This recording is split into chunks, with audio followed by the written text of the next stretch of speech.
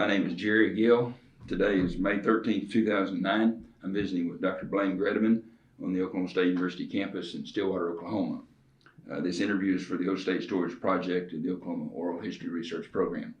And Blaine, thanks for taking time from your duties as visiting professor of English at Oklahoma State University to visit with you. Not sure if you have all your finals graded yet. I do.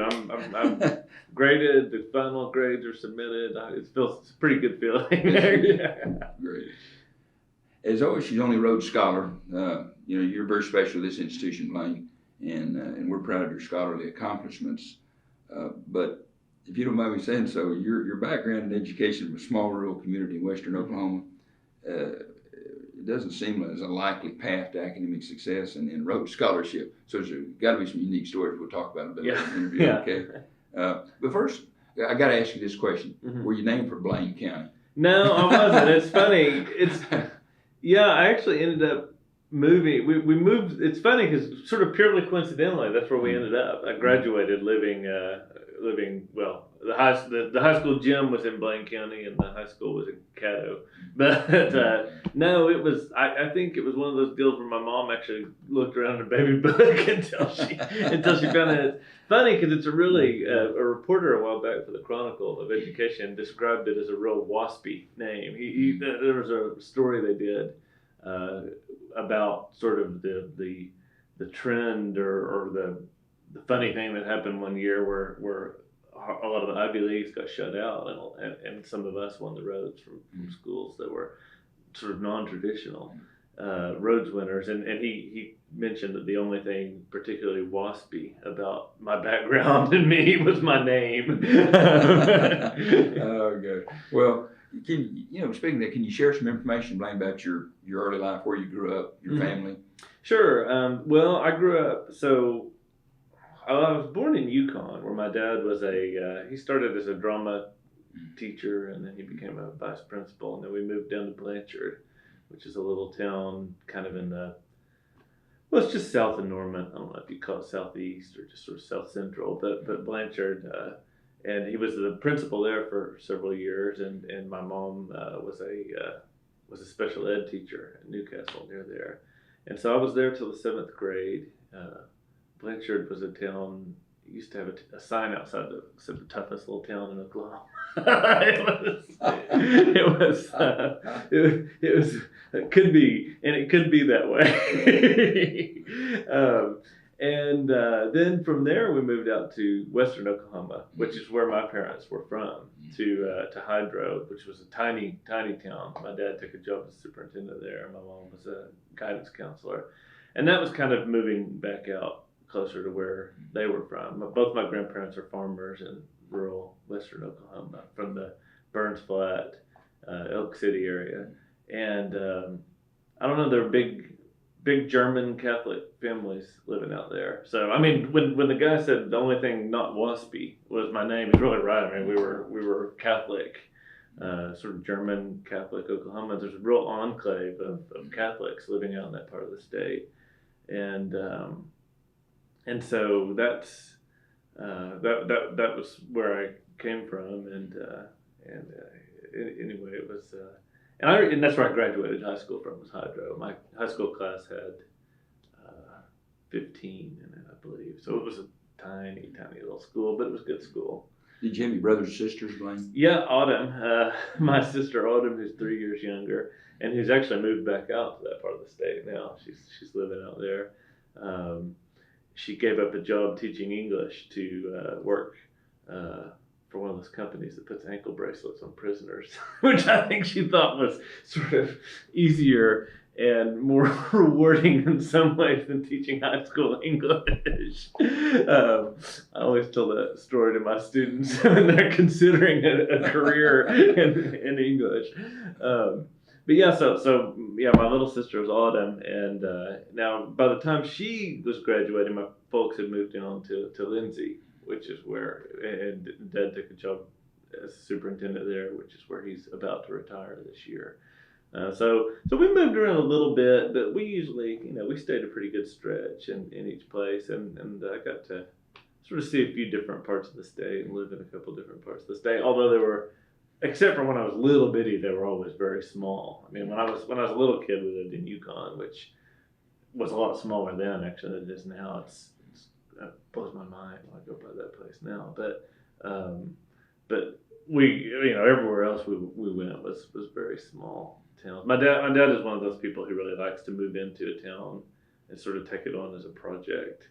And so we would, about the time he kind of really got everything running smoothly, he'd move on usually to a little bit bigger school, but he'd kind of move in and do a couple big things, pass a bond issue or two, and then 5 or 6 years later we'd move on to another town. Blaine, what were some values and lessons that you learned growing up that helped shape and influence you as you were growing up? Well, definitely, I guess education was really central, just because that was coming from a family of educators like that. And like when we were in Blanchard, I would, I'd drive to school every morning with my dad in the pickup, and then, after school was over, I'd go down, hang out in his office, run around the school. And the school was I was talking about this with Mandy the other day. It's a great place to kind of grow up around. I loved having the run of a school because you're around books and science labs, and I'd go bug the high school science teacher and he'd show me the chickens that were hatching or whatever. And so I think that actually, the more I've thought about it lately, I think that just sort of growing up in that environment was formative in terms of wanting to be an educator. What about the small town values? And then the small town thing, well, the other thing is that I think I became a really hard worker. I scrapped pretty hard, I think, for what I got. And that came from both from the small town and from the sort of rural upbringing. I mean, my grandparents were tenant farmers who eventually got their own land. And my grandmother, who was alive all the way until she died when I was living in London, but I'd come back and stay pretty good stretches with her throughout. And she would always say, well, there were two things she would say that they can't take away from you. And one was land. Land, they're not making land anymore. They can't take that away from you. And the other was education. She didn't have a high school degree education herself. I think she finished in 8th grade. But, she was really, she believed very strongly in it, I think, because of that it was sort of the path forward, and it was something that, was valuable to work at. And so I always worked hard at it, and that's the thing that I think I got from that sort of small town, and also the thing that I tell my students here, just sort of a belief that wherever you come from, there are people that of value in all parts of our country, in all parts of the world, basically. But the attitude, I think, that really bugs me more than just about any is the idea that because you're from a small town or a rural area or something, that you're a hick, and you might be a hick, but the idea that a hick might not be just as smart as somebody who's born in sort of a major urban area. So, I love urban areas, but and the same sort of logic applies to kids that are born in the slums and in those areas. But it's amazing how pervasive that attitude is, and how much kids internalize it. Even the students that I deal with here. I was talking to my class this semester, and I said something to them about how I was grading them the same way that I graded my students at Oxford, or that I graded my students at Berkeley, because I felt like they could achieve at the same level as those kids, or kids at Harvard or anywhere else. And they actually broke out laughing. They laughed, and it's part of their sort of humility, which I think a lot of us have as well from that background. We are sort of taught to be humble, but that can be, when it's taken to an extreme, and you internalize it as sort of not being just as good as others, it can be something that holds you back. So anyway, I felt like I needed to work hard and maybe like I had something to prove. Blaine, you talked about hard work earlier also. Well, what are some things you did, jobs you had as a kid growing up? Well, that's a good question. I did chop cotton, actually. I'm probably one of the last.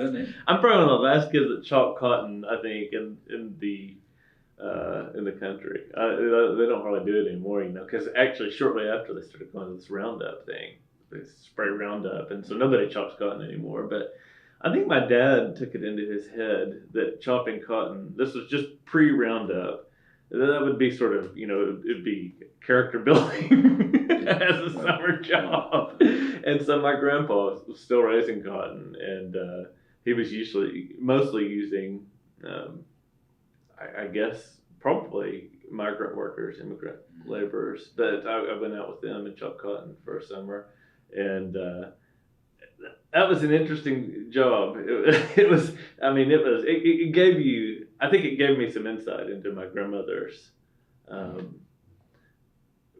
belief system and the reason it was so important to them that we do, get educated and not waste it. Because it was actually, I've got a lot of great memories, but that's dead hard work.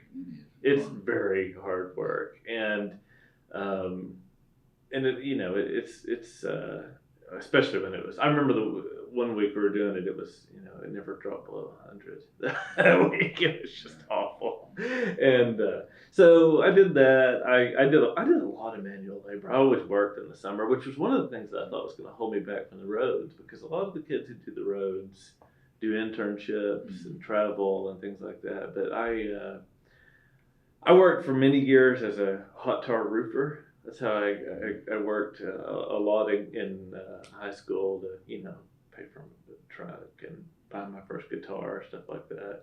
I also worked in a nursing home. Actually, the nursing home was the job that I used to buy. Well, it's my second guitar. It was a more expensive guitar than the first, but I worked in a nursing home I guess my senior year of high school in the kitchen. And so I had a lot of pretty, they're pretty menial jobs, and they were all hard work. And I actually learned a lot from them. The job as a hot tar roofer, I worked with this great guy named Lawrence. What's his last name? Lawrence Hart, who was an old World War II vet who had pretty much lost his hearing over in he was on the anti-aircraft guns. He was over in Europe. I can't remember where. I know he was in France for part of the time that he was there, but he was, and he never used the phone, partly because he was hard of hearing and partly because he was just so laid back. He never used the phone. So if he was going to go out and talk to a guy 40 or 50 miles away about doing a job, putting a roof on a school or something, he'd hop in his old pickup and we would just drive about 40 miles an hour. Spend an hour and a half driving there. If the guy wasn't there in his office, he'd say, "Well, I guess we'll catch you next time." We turn around and go hop in the truck and drive back home. And so he was at the point in his life where nothing was going to rush him, and it was just fascinating. He was a really fascinating guy. He worked hard. He worked all the way up, I think, until the day he died. It was 88 when he died a couple of years back, and he had that sort of combination of work ethic and perspective. I mean, I think having lived the life that he had lived, everything was in perspective. And I remember when I came here, I clipped out of my freshman composition classes, and that was, the essay question was something about describe a person or an experience that's been influential. And I wrote about those summers, driving around with Lawrence about 40 miles an hour. Watching the countryside go by and just sort of, it was sort of an interesting, like I said, a combination of working really hard and also kind of taking things in stride. And I think it was pretty formative in terms of my personality in a lot of ways. Or maybe that's just the reason I put up. Maybe I already had inclinations that way, and that's why I put up with working that. I mean, that was hard work as well. It was, you do it in the middle of the summer. It was, and I come home just covered from head to toe in tar. I'm surprised my mom put up with that, actually. Well, you were talking about your grandmother a couple times before. Mm-hmm. What Was she, what generation away from Germany were they? Well, she German was Catholic background. yeah, Is that your family yeah. background? No, my grandpa was German. She was actually Russian. So Okay. she was from what they call White Russia, Lithuania. So and she was first generation. Her grandmother spoke Russian. There was a core family of Lithuanian descendants in that area, wasn't there? Yeah, there were Mhm. Lithuanians and German Catholics as well, Mhm. right up in that area. And so yeah, that was her background. And her mom that was the first to come over. So her mom and dad. So she actually has brothers buried in Lithuania. I've always wanted to go over and kind of track down that area. But and I guess when she was a little girl, she spoke it. But by the time I knew her, she could never remember any of the language. It's amazing how fast they acclimated in that generation. It was just unbelievable. When did they move to Oklahoma? I believe they moved here in the teens. It was sometime in the teens, and right before she was born, basically. My grandpa was born in 1912, and I think she was born in 1917, and I think they got here just right before. Now, my grandfather's family actually had settled. They came over from Iowa. I mean, they came from Germany to Iowa. I just recently discovered there's tons of them up there, and then the family kind of split off, and they got here right about that same time period. He was born in Oklahoma. Well, I guess it was actually before statehood, but in 1912. So, and I think he might have been the first kid that was actually born here. So yeah, they got here pretty early. They weren't here in time to make the land run, but I think land was still relatively cheap, let's say. Blaine, two more questions about kind of there that you asked me. First of all, I got to ask you this question: what kind of truck did you have? I had a '70 Chevy. My dad Was it actually, hot? Yeah, it was actually an old farm truck. it did not have any of the fancy wheels or anything. It did just attract a lot of good-looking women. It was an extended bed, long bed, and it still has the original hubcaps on it. But I loved that truck. It was a good truck. I loved it. And then I bought a Volkswagen Beetle for $800. What a change! Yeah, it was a farm commuter to go to a Beetle. Yeah, well, it's a lot better gas mileage. It was, I wanted something a little more trendy, and it was in my price range. Like I got it for $800, and that's the car I drove all through OSU. Actually, it broke down about a week before I left for Oxford, and I left it on the side of the road. I lived in a trailer park, here in Stillwater, and I was pulling out of the trailer park and it broke down, and I left it on the side of the road up there when I went to Oxford. I think my dad later came up and pulled it somewhere for me. Blaine, just quickly, any highlights you remember about your high school, your junior high school experience? Well, it was student activities, different things. Yeah, as much as there was to do, I did a lot of activities there. And one thing that was an advantage of, in some ways, an advantage of the small school is, your activities were limited. In fact, there was basketball, and we didn't have a football team. We're too small for that. But I played some basketball and baseball.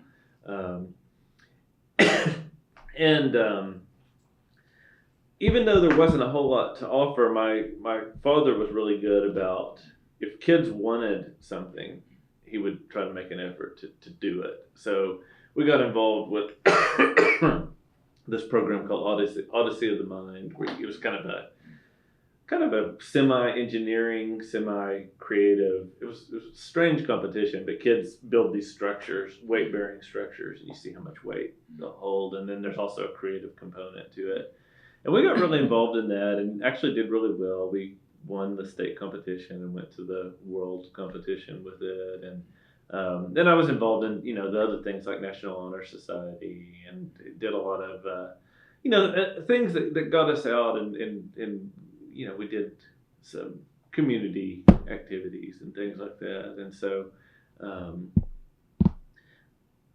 then, I had good teachers who hooked me up with other stuff. I had a high school English teacher who hooked me up with the different writing contests and stuff like that I would do. And so the nice thing about a school that small is that there was enough individual attention to where if there wasn't something, people would A, hook you up with things, and B, if there wasn't something there, we had the sort of people who would work to make it happen. And I think that kind of gave me a good,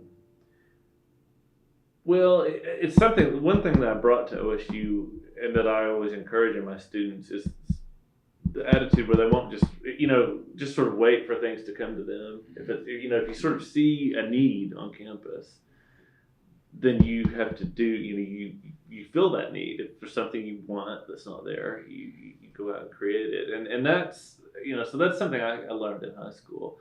I also got involved in the one of the bigger things that happened to me when I was there is that I put in an application for the Johns Hopkins University does this thing called the Center for Talented Youth. And it's a sort of intensive research project you do over the summer. And I applied for that, and you write an essay and different things, and I got it.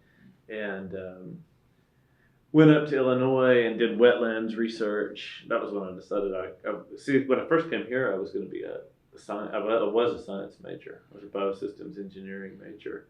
And that was part of what really got me going in that direction, because it was fascinating, and it was sort of challenging at a different level than anything I had done. We actually, we did a research paper and published it in a scientific journal, and so we were working at pretty high level, and actually I still have friends from that thing. It's amazing. Pretty much everybody who went either turned up being a medical researcher or it's funny how you can I guess a program like that can find kids who are either already geared in that direction or really sort of show them, light them on fire in that way. So anyway, I did a lot of stuff like that. Oklahoma Biology Institute, I did one summer. A lot of stuff to sort of augment my education, I guess. There's all these great free programs you can do, and so yeah, I mean, the Oklahoma Biology Institute was just a week or 2 weeks, but again, it was fun. We got to work with real professors who were doing real research, and it was good stuff. Well, Blaine, how did what influenced you to enroll at Oklahoma State University? Well, there were a couple of things. I was trying to go somewhere where I really pretty much applied in-state, for one thing. I think being sort of from a small town like that was about as big a leap as I wanted to make. So I applied here, OU, and I think maybe like ORU, OCU, maybe several. And it was funny. I was kind of naive in a lot of ways about the way I went about the whole process, because one of my main criteria is that I wanted to go where I didn't have to pay money. I mean, I was just, I don't know if that's naive or whether that's actually one of the smartest things I've ever done. I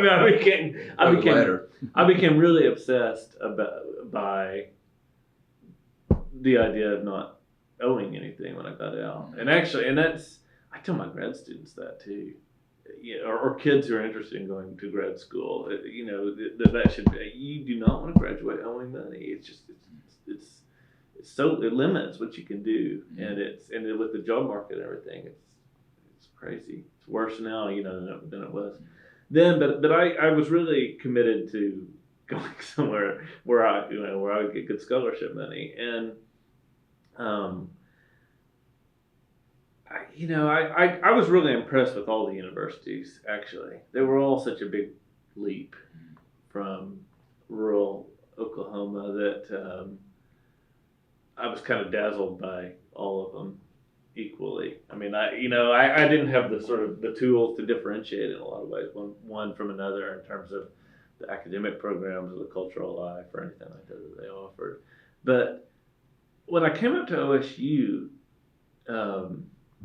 people really worked with me to make sure that I got good scholarships and that I was taken care of in that way. And it was complicated because I wasn't a National Merit Scholar. I don't know if I even did that competition. And I was about a point below the cutoff on the Regents Scholarship, which is the big one. The Regents Distinguished, which basically is a free ride wherever you want to go. I don't know, I had like a 32 composite on my ACT, and I think it took a 33 that year. It kind of would float from year to year, and I was just below it. So that was a big disappointment for me because that automatically did it. But in hindsight, it actually worked out really well for me because I went to the various universities and I talked to the people in the admissions and the scholarship office, and what I saw was who I think really wanted me. OU was really fixated, as they still are, on getting National Merit Scholars. That's where they kind of throw all their money. And OSU, through the President's Distinguished Scholarship and a couple other scholarships like that, engineering department here has good funding. And, but still, they put together, this package that was going to pay. Well, they have the valedictorian scholarship here, which is a great scholarship, and I've heard is actually a better predictor of success than the National Merit. And I totally believe that. This sort of goes back to what I was saying about it's really key to my educational philosophy, and that idea that people coming from smaller towns and communities or less successful schools, if you're talking about big cities, can achieve at the same level. I think that probably students from places like that are less likely to get something like the National Merit because we don't come from schools that have dedicated programs to teach to that test and everything. But what you can see with something like that valedictorian scholarship is who, relative to their peers is, has the work ethic and has the, maybe a bit of native intelligence, but probably a lot of it work ethic. I'm increasingly becoming convinced of that. That's probably the main thing. And so that, that scholarship's a great predictor. Anyway, long story short, here I think people really, what they ended up showing me was that they wanted me for who I was and the potential that I had rather than what was already attached to me. Now, at the time, all I was sort of seeing is that here was the place I could go and not have to pay money as long as I kept my grades up. Right. But in retrospect, what I've seen is that was an indication of the kind of sort of pastoral care that I was going to get at OSU, which was really important. Not just an indication, but that put me in contact with people like Bob Gromlin over in scholar development, who eventually would be really instrumental in me getting the Rhodes. So it was it was really important, even though it seems in some ways it seems like a totally arbitrary way to pick a college. It was really indicative, I think, of the kind of atmosphere that was really important for me when I got here. You didn't have any OSU background in your family? Didn't have friends going? No, see, my family, my parents were both first generation college students, and they both went to very small regional schools. They went to Southwestern Oklahoma State University, which is out in Weatherford there. And I think, they're in a little bit of that attitude, sort of, like I said, I didn't even look beyond Oklahoma. I think that, you kind of stayed local. And so anyway, that's where both of them went, and so coming to a big state school like this was a pretty big leap, really. When you got here, what was some of your first impressions of Oklahoma State University? You remember that first semester? Yeah, I was. I loved it. I really did love it from the beginning. I really felt like I was.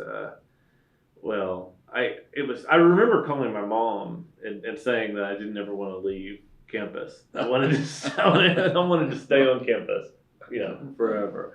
Which that's when I got the bug that eventually led to me becoming a professor. I had no intention of becoming a professor. When I first came here, I thought I would go out and I wanted to go do field research. Really, is what I wanted to do. Well, let's talk about it a minute. Blaine, I want to ask you. Let's see. Initially, you're an engineering major. Then you switched to English. Now, an interesting transition in academic interest there. Is there a story there?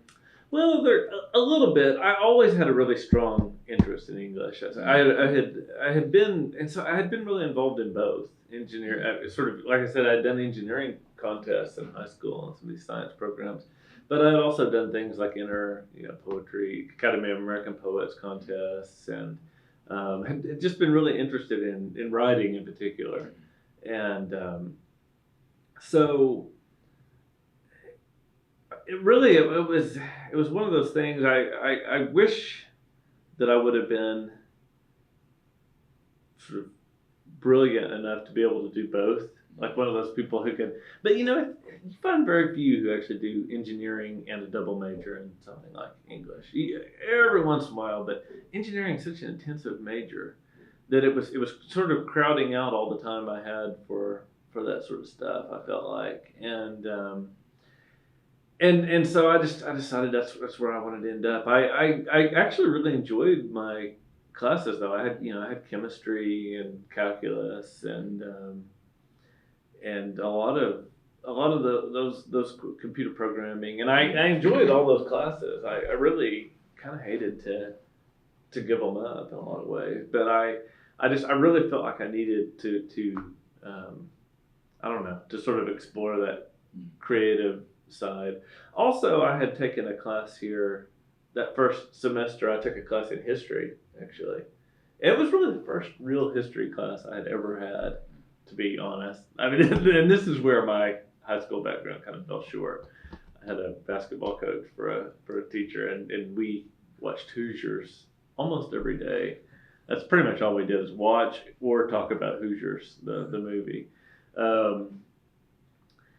And I had never really had a real history course where you actually read, these critical books about American history, and it was an American history course, and it really was eye-opening for me, and I thought from that moment I really it emphasized to me, I think, that I didn't want to miss out on exploring that sort of humanities side. I really had a passion for it, and it was about as simple as that. I had to kind of decide where my real passion was, and it kept looking like it was going in that direction.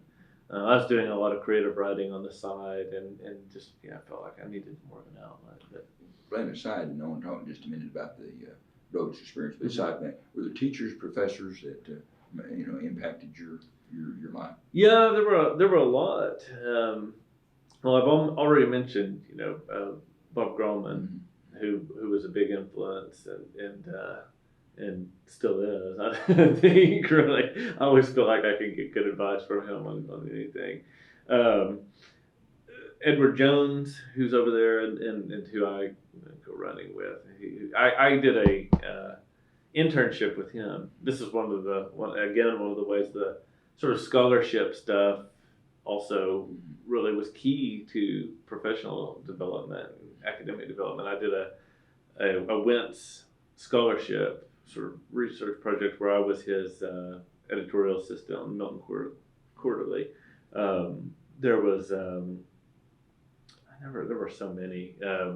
Ed Walkowitz, who's in the English department, was a big influence. Linda Leff, who's over there, who's a great writer. She's got an $80,000 advance on the book she's writing on Marianne Moore. Actually, might be somebody good eventually to interview on this, because I think that's going to be a major book. It's going to be the major book. And she was a good influence. In the history department, there was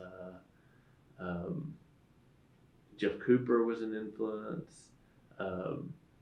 Dr. Jewsbury, I can't remember his first name. George Jewsbury, who was just sort of this exotic creature. Later on, I saw him living in Paris. I went over back and forth between Paris and later on. Yeah, when I moved over to England, I went over and visited him in his flat in Paris, and he gave me a sweatshirt that I wore around Europe, and I hadn't packed correctly. And so he was just sort of this strange, exotic. I never really met anybody like that, And so there were lots. Also in the sciences, there was Neil Purdy. Have you ever run into him? He was my chemistry instructor. He's this, sort of stern Scottish. I would guess that he's sort of from a stern Scottish Protestant background, Presbyterian background, would be my guess about Neil Purdy. He just scared the hell out of me. I mean, he did one of those deals where we walked in and he said, look to the right and look to the left of you. By the end of the semester, either one of these people will be gone, fill out the course, or you will have.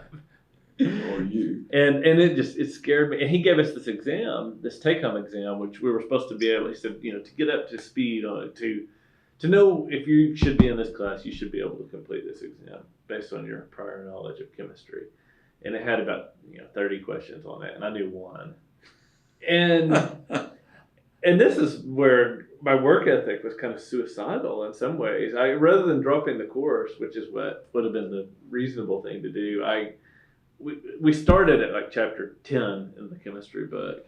And so I spent the first 3 weeks working late nights, every night, just working chapter after chapter. I'd work there, do the problem sets, It was kind of crazy, but I didn't want to lose any time, and I wanted, and so I became really invested in proving that I could, that I could do that. I think to myself, I ended up with an A in the class, a class of 160 people, and I think there were only about 3. I mean, he was right. I mean, he gave very few A's, and but just by challenging me in the way that class did, that was a huge influence. I mean, it sort of inculcated, I think, that like I said, a slightly insane work ethic, but something that became really important. I mean, later on I would have classes that were way easier that I could have got by on half effort, I think, or that I went into the final sort of knowing I only needed a 20 to make an A. There were a couple like that. But I always really crammed for them as if everything hinged on that final, just because it was kind of I don't know, it's just kind of what I felt needed to be done. I think. Well, Blaine, why don't we take a couple minutes and talk about the Rhodes Scholar experience for you? Mm-hmm. Then I want to come back and talk about maybe the rest of your student experience to kind of fill that out. Sure. But what gave you confidence to apply for it and to think that you could win? I have a hard time remembering exactly what that moment was, and I almost think it was kind of done on a whim.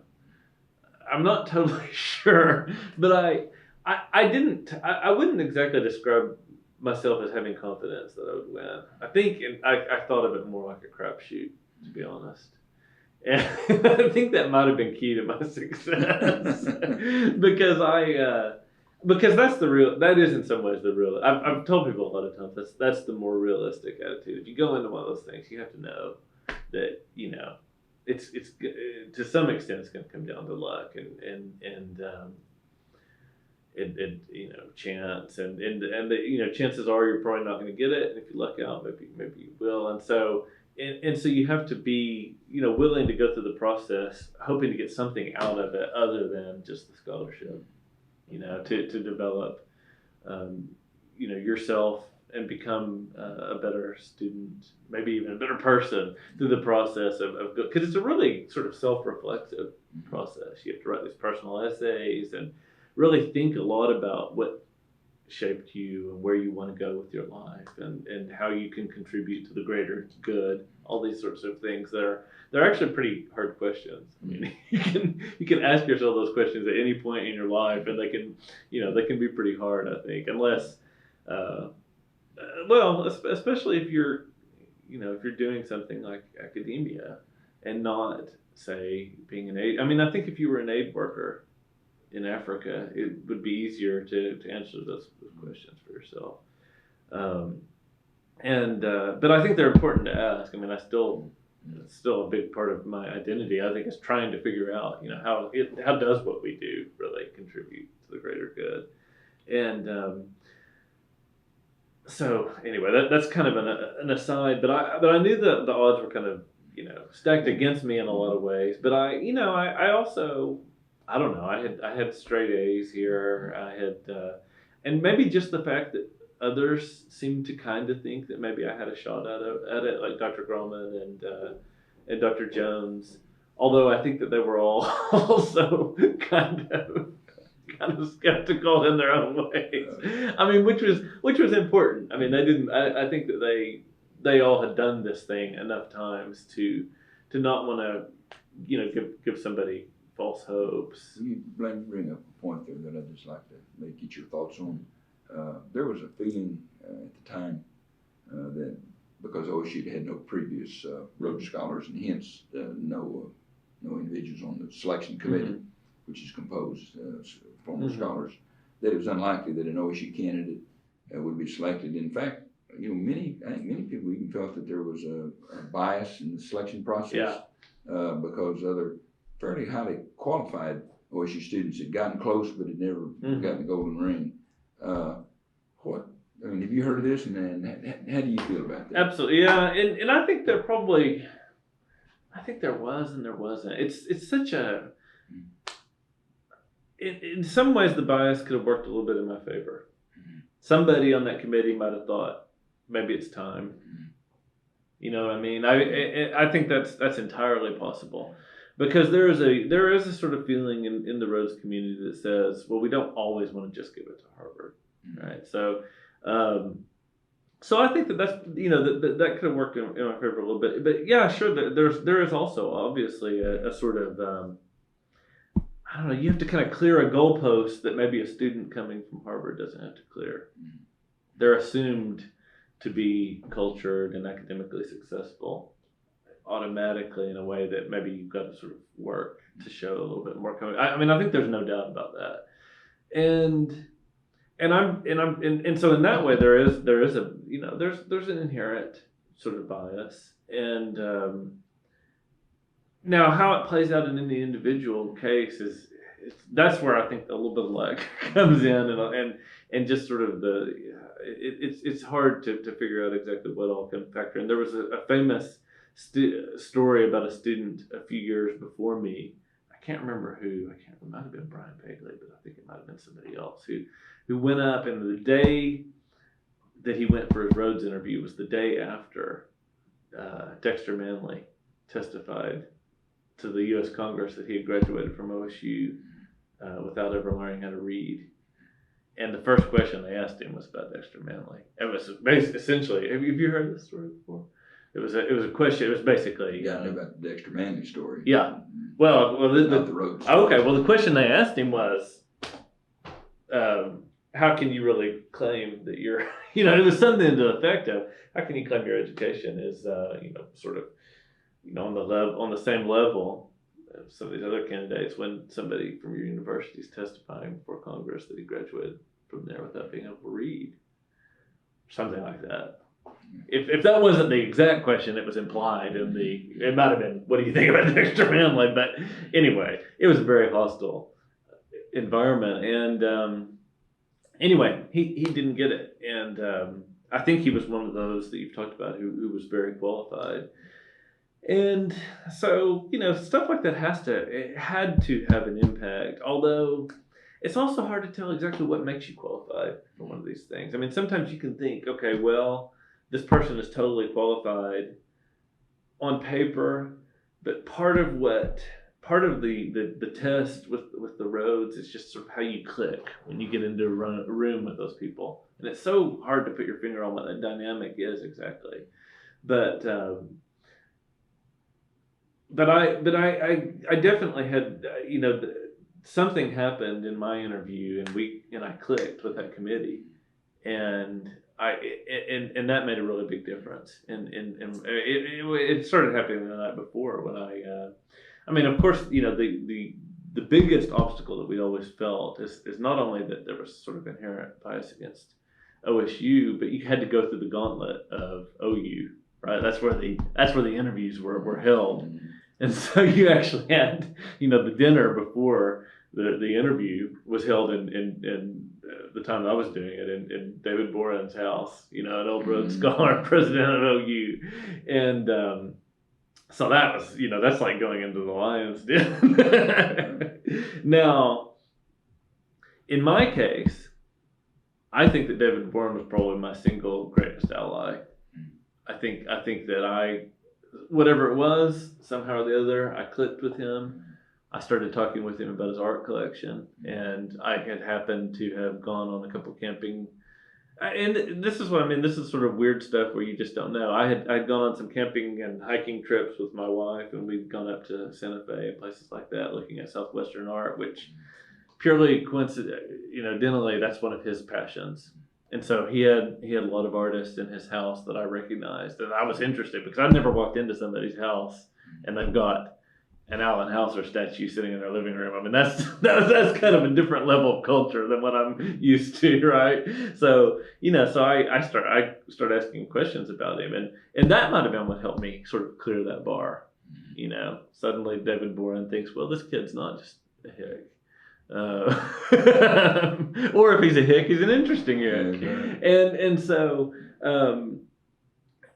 I feel like he probably became a big ally for me. Whatever happened with other students in the past, and I don't know. It's such a weird process. It's so hard to predict who's going to do well in it and who's not, and it can just totally hinge, I think, on little sort of serendipitous, things like that. Well, backing up in the interview, how did you prepare for the competition? Well, I prepared through, Dr. Grumman has an established program, and so I took that Windows to the World class over there that he does, which was great. It's just, a little 1 hour class where basically you just go in and debate various issues. And I had one of the, I think my class was kind of legendary, not because of me, but because of the other people that were in it. I was in the same class with Shannon Farrell, who's now a professor in the College of Ag and who won a Truman Scholarship, with Chris Stevens, who also was a Truman winner, who was later a Marshall winner, who is the peer that I sort of continually remain in awe of. Chris is one of these guys who, if he would have wanted to do an engineering degree and an English degree, he probably could have done it. Chris was a phenomenon. It was and is, I think, and so Chris was in there. My wife, who was later a Rhodes nominee herself, who Brett Carson later told me was his pick for the Rhodes. Brad claimed that she was blocked. If blocking does at times happen on those committees, anyway. This is something that I heard from Brad. That might be something I want to add out of the tape, but I think I won't say where the blocking happened, but supposedly she got blocked. Now, and I was there, and there were other students who were also really good, and so we had this great debates every day in that class. And then after that class, we did some formal interviews where Bob would set up with a camera like this, and we'd sort of do mock interviews, and Edward Jones was on those committees. Doran Recker for the philosophy department, who's an imposing figure, was on them, and people would fire questions at me, and they videotaped it, and I watched the first video that I did, and I was really dismayed by my performance. It was horrible. I mean, it was bad. And probably, I mean, I'm pretty informal in this interview. And I may be doing some of the same things that I did there, but probably it was worse. I mean, I was rocking in my chair like this while I was doing it, and what else? It was all around a very bad performance. and so I watched that video, several times at home, and I worked on sort of eliminating some of the tics that I had brought to the table, saying all the time, and just various strange things that I was doing with my hands, and just, and so, I really worked through that and got a lot better, I think, at my presentation. And I also, when I felt like I had a hole in my education, I would try to fill it. I spent a lot of time trying to sort of read philosophy, philosophers that I hadn't read some, catch up on science. I just sort of, generally trying to be a little bit more informed person. And that was really the main prep that I did. Can you review the process a little bit, Blaine, and kind of how you experienced each stage? Yeah, well, so what happens is I took the class, and I can't remember. I guess, a semester later, I must have gone over to Dr. Grauman's class office and said, I want to apply for this Rhodes thing that we've been talking about, because we talked about it in his class. That just everybody did. And so at that point, it gives you the application process, and the sort of single biggest thing that you got to do is write the personal essay. I probably put that thing through, 12 or 15 drafts, even though it's only a page and a half essay. It's a 1,000-word essay, I think. And I worked on it and worked on it and worked on it. And it was, so most of the process was working on that. Now, I guess the other thing that probably happened is, well, you get your CV together, stuff like that. But you get tons of letters of recommendation for these things, and I went around and got them from both professors that I had, and also I made a point of trying to get them from both from across the disciplines that I've been involved in, and also out in the community. I did a lot of things like peer tutoring. I went not peer tutoring. I tutored sort of kids that were on the border, both academically and sort of just socially, at the Stillwater High School, Stillwater Middle School for quite a few years. And so I got a letter from the counselor out there, and got did that sort of stuff, and that was really it. It's not that complex of a process. The most difficult part of the process is in that personal essay, you have to describe, sort of what has made you want to apply for the scholarship, and what you're going to do with it, what your career trajectory is going to be. So it requires a lot of sort of soul searching into, how your background basically shapes the person that you are and where you want to go academically, and why you think that can is important. Why do I want to spend the money on you, basically?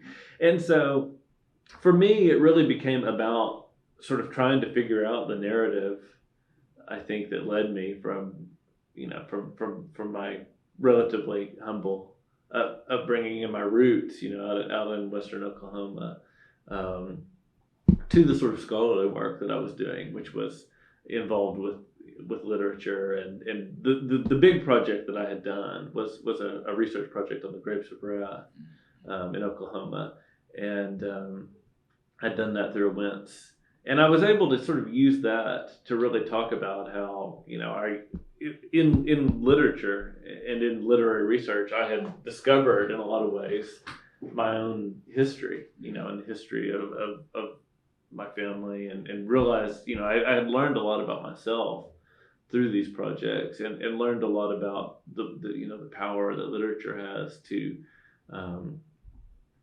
both to to reveal and capture those sort of things, and to shape the history of a people.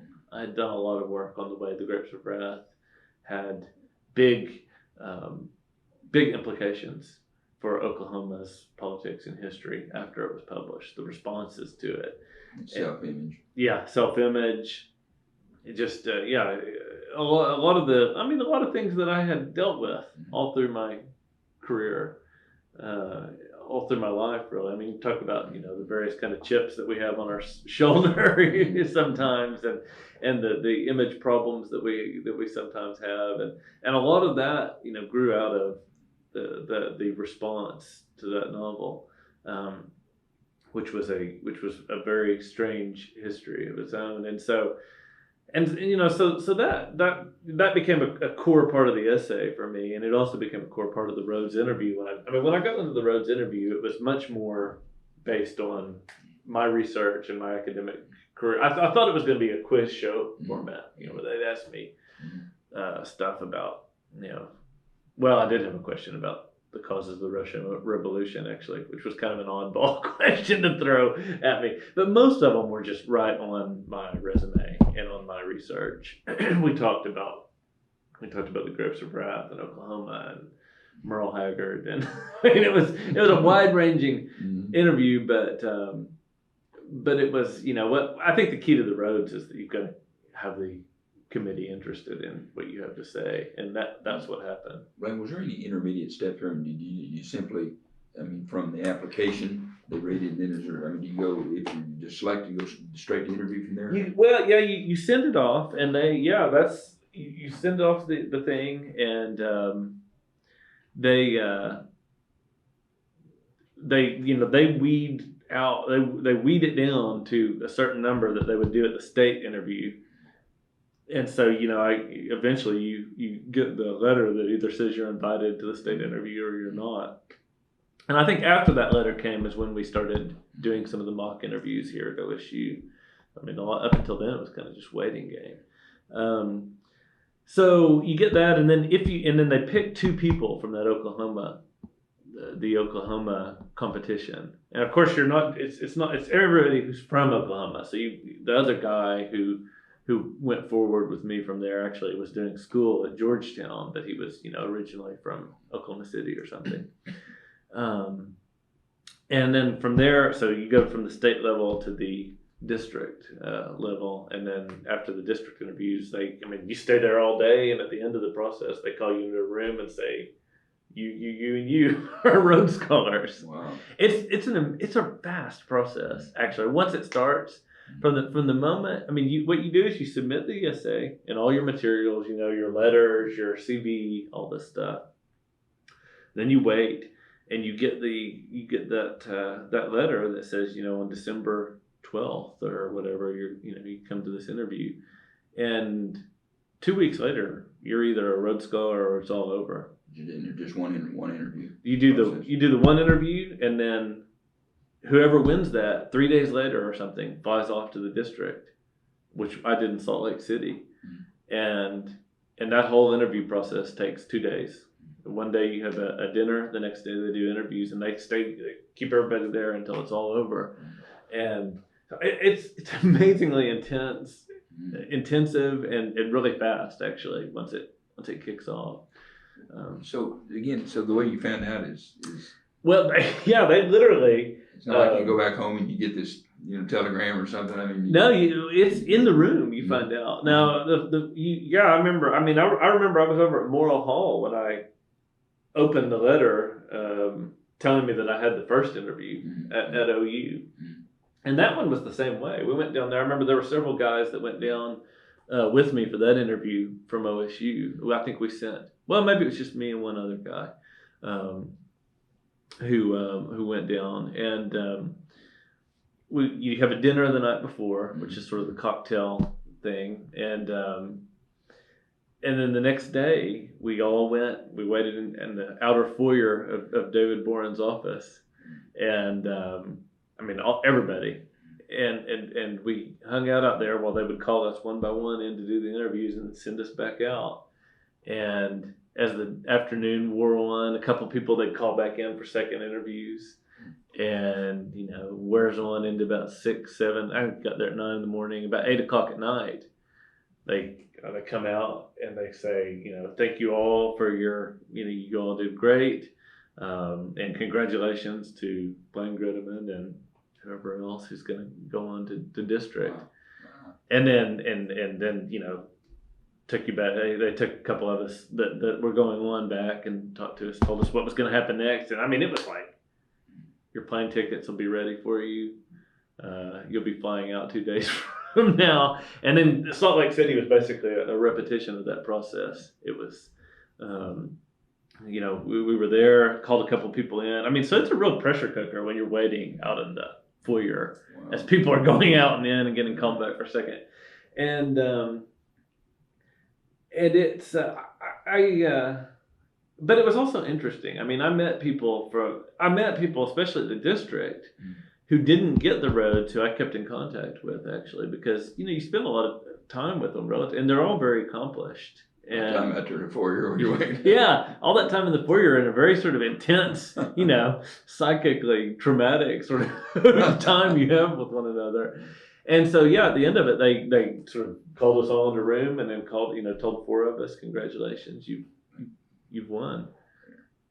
Okay. But my attitude was that, it was chances were I wasn't going to get the thing. And so I was just going to try to enjoy the process as much as I could. And I really went into it determined that I wasn't going to get caught up in any kind of cutthroat mind games with the other students who were applying, because that happens, of course. It starts happening at the cocktail dinner the night before. You get people who are, because what happens is that there are lots of tables set up in the dinner room, and this is in, again, in David Boren's very nice presidential dining room at his house. And you all sit at tables, and there are about 4 people at a table, 3 students who are applying, and then 1 person who's going to be on the committee. And then between courses, those people would rotate around so that you kind of got a little bit of exposure. How many were there, Blaine, on the committee? I think I want to say there were 6. Well, let me think. There was a guy named Paul Ray, who's a historian over at Tulsa and a former Rhodes Scholar. There was David Boren. There was Denise Bodie, the corporation commissioner at the time. I don't know what she is now.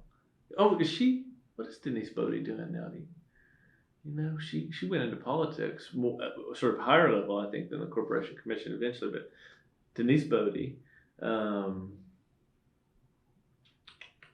else was on there? Boren, Denise Bodie. There was a guy who was an environmental lawyer. Maybe there were just 5 committee members. But anyway, they sort of circulated around. Well, of course, that creates all kinds of, there's a lot of preening that goes on, people trying to sort of promote their accomplishments and stuff during dinner. And like I said, even some sort of mind game stuff. Some people really try to undercut other people at the table that they're with. And I just thought, I'm not going to get into that. I'm just not going to do it. And so I just went in and sort of asked, which I guess, I suppose that's a strategy in itself, because what I did instead was ask questions of other people and asked them about the projects that they were wanting to brag about and that sort of thing. And tried to just enjoy myself as much as I could, and I did the same thing the next day when we were waiting out in the foyer. Just tried to talk to people and not try to make the stress worse. And later on, Boren's secretary told who I think, and this is where you just never know how much influence somebody has. She told my father that she knew from the moment that we were in there talking, and she watched us during that day, that I was going to get it, and that she really wanted me to get it, that I was her pick, and how influential secretaries are, right? I've always wanted to ask David Boren, did she have anything to do with that selection committee? Because they're influential people, and anyway, she was observing us, I guess, throughout the day. I had been her pick, I guess, because I think she thought I was a nice guy, and I don't know, that's how it goes. People sometimes that you don't think are in a room that are going to be influential are quite influential. So I've always wondered if she might have had a word with David Boren. At each stage, how many were there? Like, for example, in the Oklahoma competition, there were quite a few. I'd say there were probably about 15 of us there for the interview. Yeah, and there were 2 and a larger pool. So yeah, I think OSU, for example, had put, I don't know, maybe 4 or 5 applicants forward, and then 2 of us got interviews.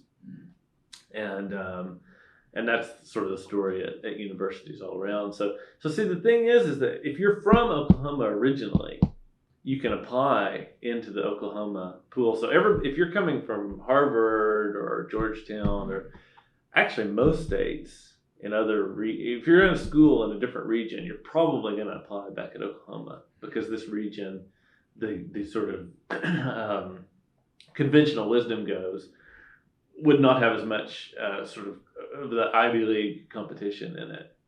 You don't have the sort of all the East Coast Ivy League competition, so you apply back here. And so there were a handful from OU, a handful from OSU, and then probably 10. The vast majority were from colleges back east that were in the interviews. And so yeah, there was probably a pretty big pool that applied. I don't know, 100, couple hundred maybe.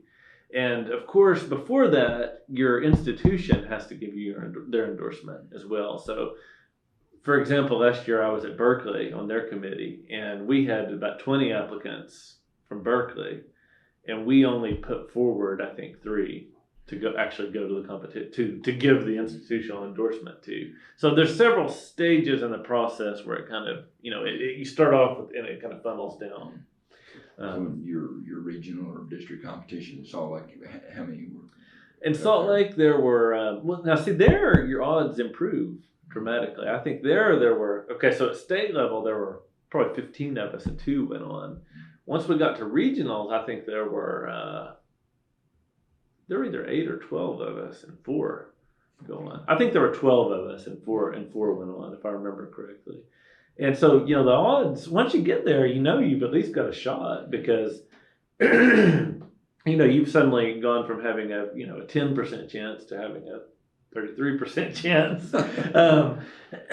So that was, although at the same time, you notice that the quality has jumped so dramatically that it's pretty intimidating.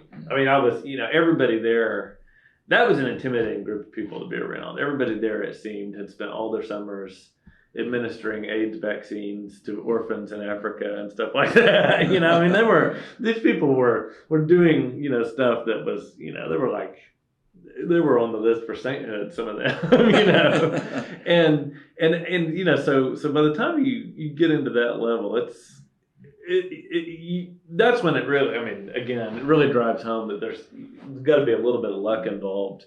And I thought, I really didn't think I had a shot. Although later on, I heard that I was the first person they picked out of the 4. Supposedly, they had a real debate when it came down to the 3rd or 4th, but evidently they had picked me within 5 minutes of their reconvening, which is what I heard happened at OSU at OU too. Later, many years later, you kind of get a little bit of the behind the scenes thing, and in both places, I had been picked really quickly. Now, that wasn't just my performance. Somebody came up to me after that interview and said, you should thank your recommenders. It made all the difference. So I had some very good letters from people here who had, I think, who knows what they had said, but clearly for at least one person on that committee, at least one, they had, that had been, I think, the deciding factor for them. And what were your emotions when you first heard that you were going to be a Rhodes Scholar? I was just totally blown away. I couldn't believe it. It was, it was pretty. Partly because I had taken my attitude of, I'm just in this for the fun so far. I think that I had genuinely convinced myself in a lot of ways that I really didn't want to be crushed. That was part of that's also a defensive mechanism. I really didn't want to be crushed by, getting, and so I was kind of dumbfounded by it. I really didn't think that it was going to happen. Where was your first call? In retrospect, I can't remember if I called my parents first or Bob Groman. I want to say that I called Bob first, but that might not be accurate. I really can't remember. But I can tell you the 3 calls that I made in quick succession, and one was to my wife, one was to Bob, and one was to my dad. And I don't think any of them I think all of them thought that I was joking. I know for sure that my dad thought I was joking. He thought I was pulling his leg. He totally, I had to tell him 3 times before he believed that I got it. And it wasn't just like big surprise. He just thought I was playing with him. And Bob was floored. I think he was happier. He was happier, I think, than if he would have won. That's the thing that I've always loved so much about him. He's just so invested in student success. It's really unreal to meet somebody like that. But it's been great to work with him this year because you see it over and over again. He lives for moments when students achieve. like that. And so it was, it was a big deal for him, and it was quite a moment. I went back to the hotel. I didn't own a cell phone because I was still living on that $5,000 scholarship. That's why I lived in a trailer park. It was really cheap. My wife and I rented that place for $100 a month, and so we could stretch our scholarship to cover everything as long as we lived really, really poor. And so we didn't have cell phones or anything. And so I had to wait till I got back to the hotel and got out my card number and everything and dialed it in and put in the phone calls. But yeah, it was an amazing, it was mind boggling. Really. It really, really was. It was just like, it was like being in a fairy. It's funny because I was in Salt Lake City, and in Salt Lake City, I went and visited that summer just because, just the whole experience had given it the sort of magical aura, and when I went back and visited, the city didn't seem. I mean, it seemed all right. It's a pretty nice city, but in my mind, it was like sort of fairy tale land. It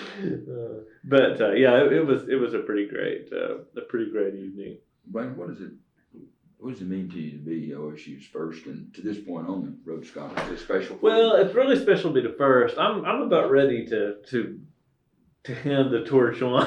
I mean, I really want us to get another one. I think I'm being the only one.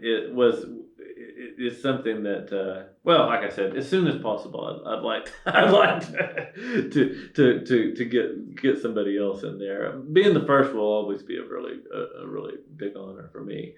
But yeah, I can't wait till we get another.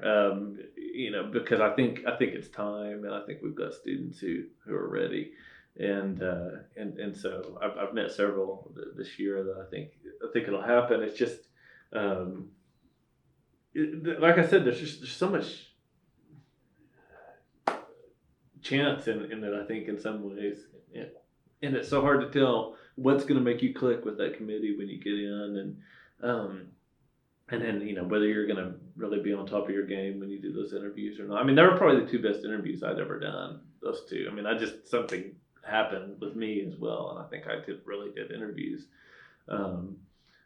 But yeah, it's been a very big deal. Yeah, I think the best thing for me is that there's a picture of me over in Gallagher Arena. They've got pictures of people who, were significant in OSU's history or whatever. And that's the one. There's also the Scholars Wall, and I've never told Bob this because I know the Scholars Wall he's really proud of. But to me, being in Gallagher is actually probably the greatest honor. We'll let you watch it too. Yeah, that's the one. That's the one I actually took my 4-year-old over to see because I mean that's and so it's been huge for me, but I'm gonna be really excited when we actually have established a tradition. That's what I want to do. Yeah, 3 or 4 or 5. Yeah, and that'll make being the first also.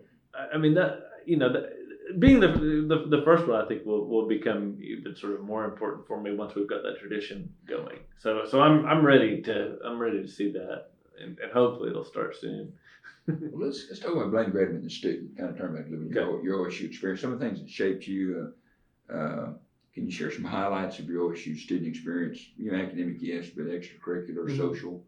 Sure. Fill in some things. Okay. Well, I was involved with quite a few extracurricular things. Like I said, peer tutoring. One of the big things that I was involved with was helping to start this literary journal that we have here called Papyrus. That was a student literary magazine. It's actually shifted. I was the faculty advisor on that this year, and they've shifted it to now it's called the Oklahoma Review, and it's now it's accepting submissions from sort of regional all around the region and not just here. And I think the quality might have improved. So, but anyway, I was involved with that from the beginning and editing it and publishing it and that was big because it was sort of part of. I was really committed to both literature and sort of being involved in the creative life of campus. We did lots of poetry readings and stuff like that. and writing generally became really important. I also started writing for the OOHRP when I was here, and wrote lots of it was a great outlet. I wrote I think a column a week over there, and improved a lot as a writer. Got involved in a lot of sort of controversial politics. Actually, some of which came back to bite me when I was policy director on Brad Carson's Senate campaign years later. The Republican National Committee actually dug up those old columns and and used them in advertisements against us, and sent out flyers and all kinds of things. Because I had written some stuff about gun control and this, that, and the other, and I was and am very liberal, and I think this probably also kind of helped with the Rhodes thing, because it showed that I was, was sort of could be an iconoclast a little bit, and I think they like that because it shows that you have initiative and that you're willing to sort of think outside your, to try to think outside the mold that you're in, whatever mold. I think that's kind of what the Rhodes is looking for, is a predictor of who can think outside the box, whatever that box might be. I mean, because we have them everywhere. You have them in academia. The guys at Harvard think inside the box in the same way that we think inside the box here, right? I mean, they're and the ones who are successful are the ones who can break outside that and think about and discover new paradigms, and so that's what the Rhodes is really looking for, I think, is people who can help shape those new paradigms. And I think stuff like that probably helped. The fact that I was writing about some very unconventional stuff at times, and I had a couple times when I was actually sort of. It's amazing how much this campus has changed politically. When I first came here, gay rights, for example, was almost unheard of. There used to be this tradition called Denim Day here, where to show support for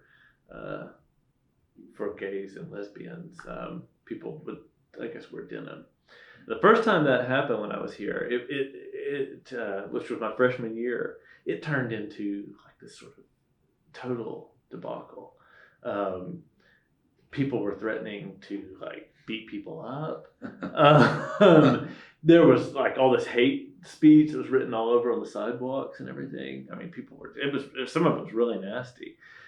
And I ended up writing a lot in the OOHRP about stuff like that, because I was sympathetic to to sort of the equality for homosexuals and that sort of thing. And there were times when after I would write a column like that, I would be a little bit leery of walking across campus. I remember somebody yelled at me one time. At night, especially. Yeah, somebody drove up in a car and yelled at me once when I was walking across campus. I totally thought, like, I'm going to get killed now. And it was just somebody saying hi. It wasn't. And what's funny is that it's all gone now. It's totally changed here. The students that are here now are just, they don't care about that sort of issue anymore. Now, some of the issues are still hot button. Like, I was a big gun control advocate. That would still be controversial here. But it's amazing to me the way some of those social issues have just like dropped. I mean, I think within a generation, these people are gonna that's gonna seem like such ancient history, because the students that I have here they just don't care. But anyway, so I was really involved in sort of that, and what else? I love doing stuff like Habitat for Humanity and lots of that sort of stuff, and I don't know. I was a pretty active student, really. I worked hard academically, and I did as many academic sort of extracurricular things as I could fit in. So that's what I can remember now. There's something that's escaping me, but What was your favorite hangouts on OSU campus and off campus? Well, on campus, I loved the library. I lived in the library, and I really liked the library a lot.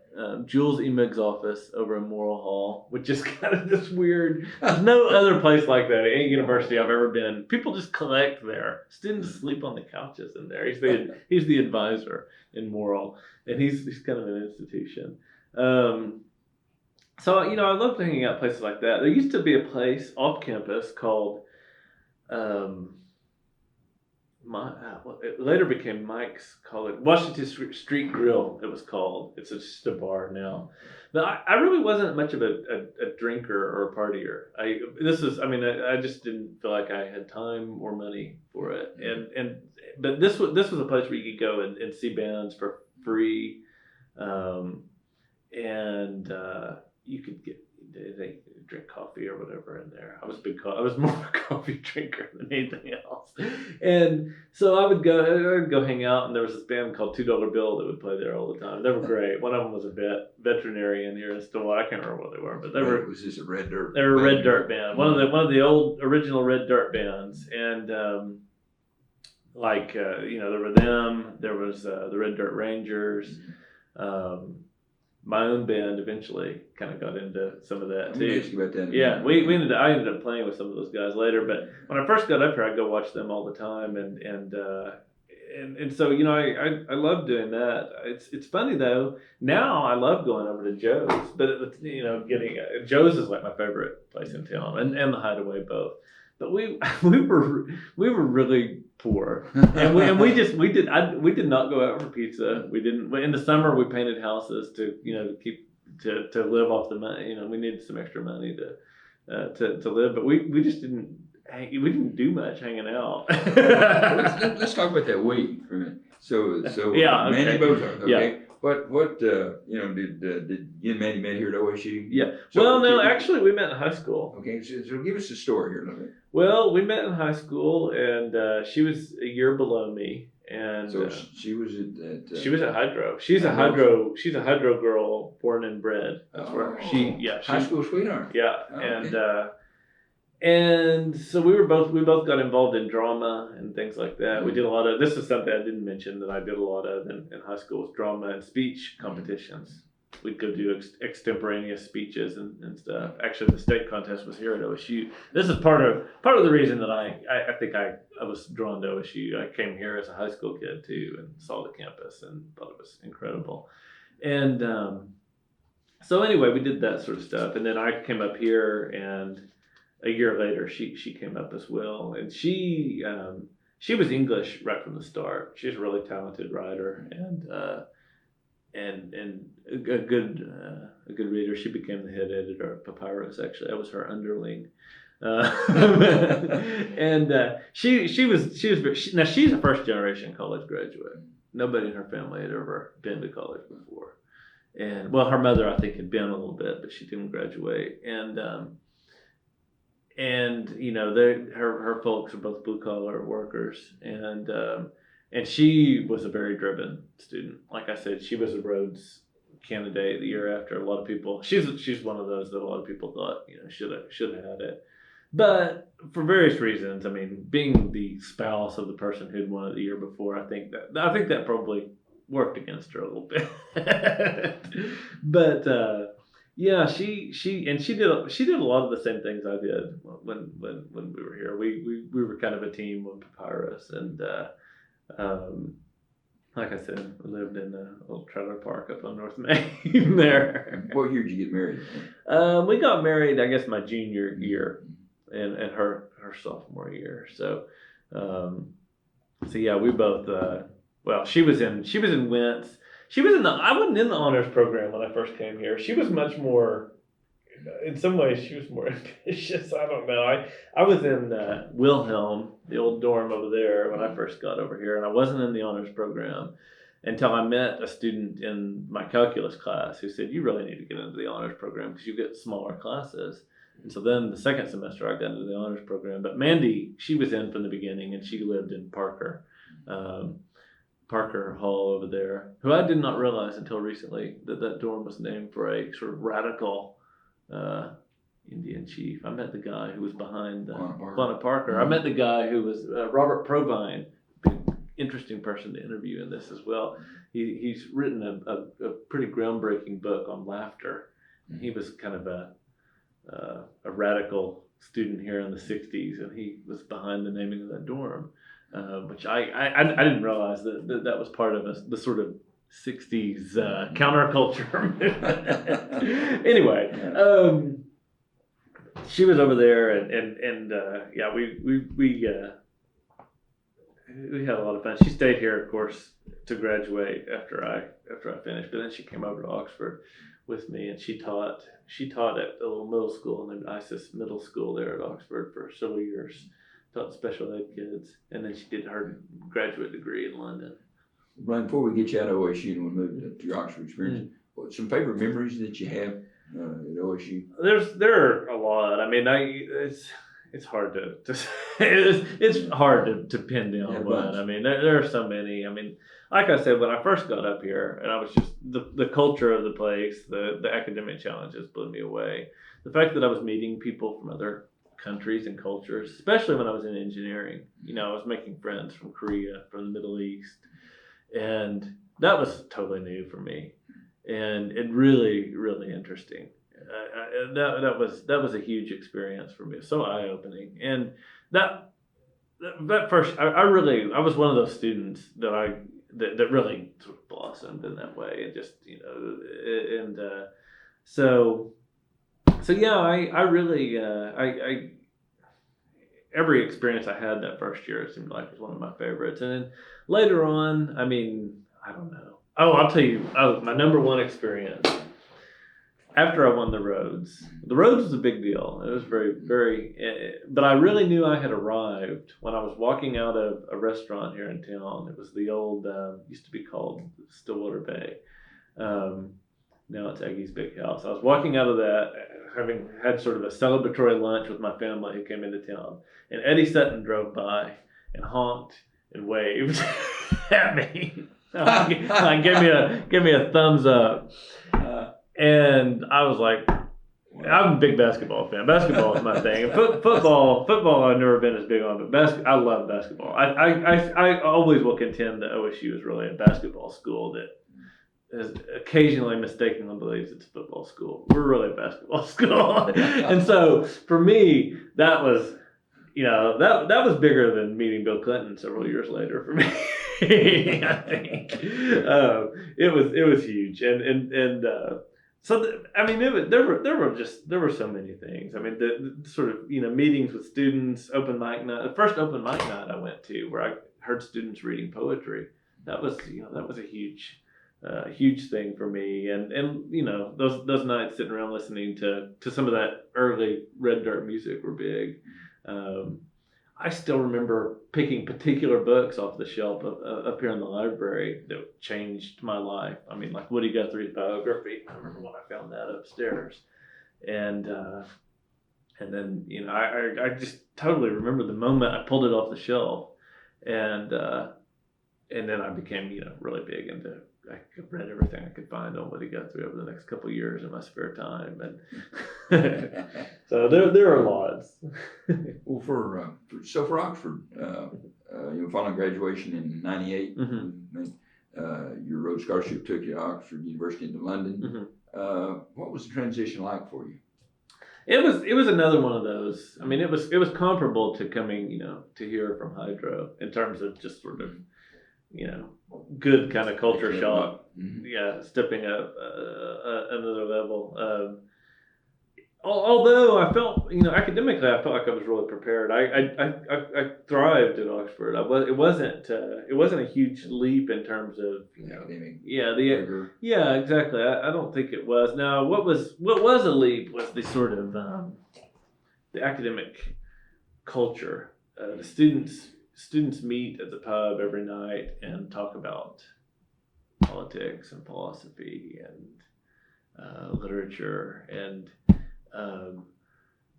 I will admit that doesn't necessarily happen here.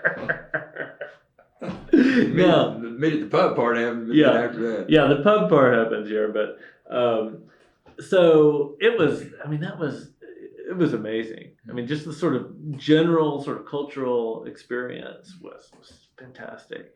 And yeah, it was. I mean, the thing I really remember about Oxford is, well, first, before leaving for Oxford, we all the Rhodes Scholars convened in New York for this departure weekend.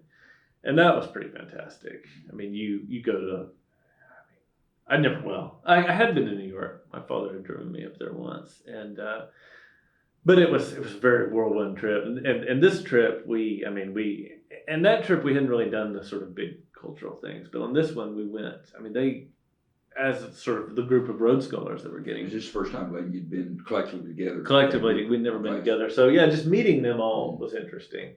It was amazing, really, to see, you know, all the people from the different backgrounds and to sort of start sizing each other up, which I think we were all doing. And as the group of Rhodes Scholars that was getting ready to depart, I mean, we basically had access, just like all access to anything in New York. We went to, we went to the New York Public Library, where the librarian took us back and showed us the manuscript that Mark Twain had written Huckleberry Finn on the box that he had specially built for it. Took it out, let us look at it. We went to the Lotus Club, where Mark Twain and many other New York. That's where we had lunch. You know, it was at the Lotus Club, and you know, big figures of state were coming in and talking to us and about our careers and our future. I mean, all of a sudden, we were like, yeah, it was real, and we were dealing with, you know, like, you know.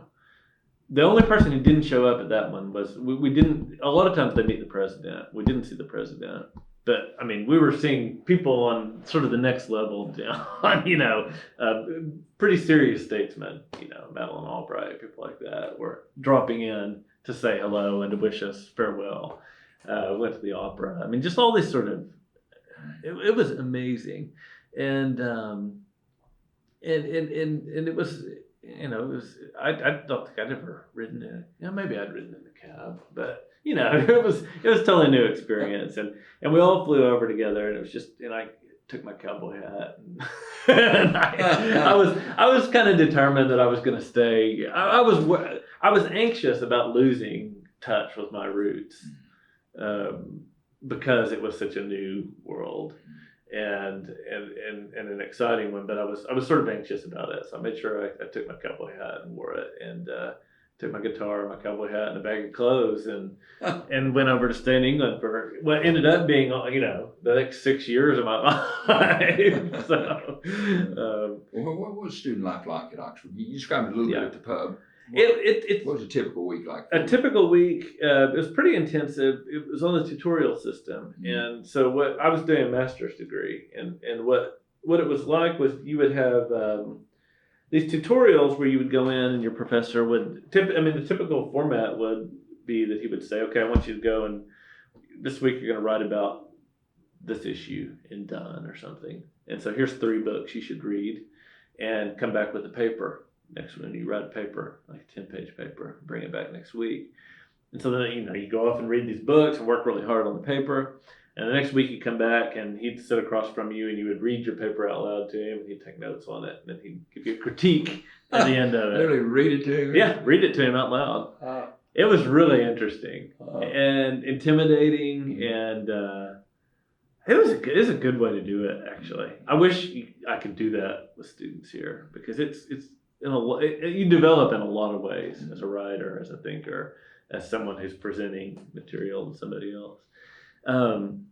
Now, in addition to that, the way Oxford works is that to sort of get general, to get your courses on Milton and Shakespeare and things like that, you go to just big lectures. So you go and there's a guy at the podium, one of the professors there, and there's 100 people, and this is a lecture series, but there's not really you don't do papers or anything attached to it. You take notes, and you use these notes supposedly, when you take your final exams at the end of the time.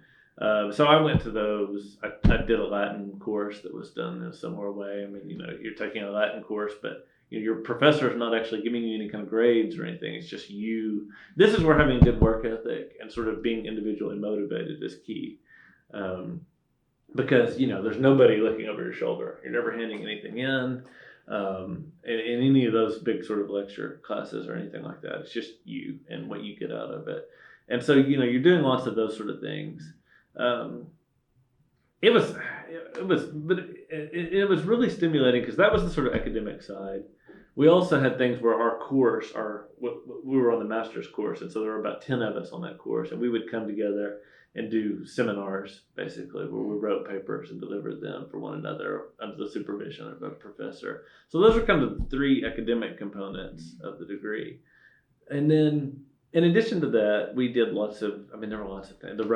Several Rhodes Scholars had formed a reading group. And so we would each week, one of us would suggest something to read, and we'd get together and we'd debate it, and talk about it. And Rhodes House would frequently have dinners where speakers would come in and talk. And some special activities as a Rhodes Scholar that you wouldn't have had. Exactly. So Rhodes House is this sort of its own institution, big dining hall, and they'd have Nelson Mandela would come in and give a talk, or Bill Clinton would come in and give a talk, and so go to those events.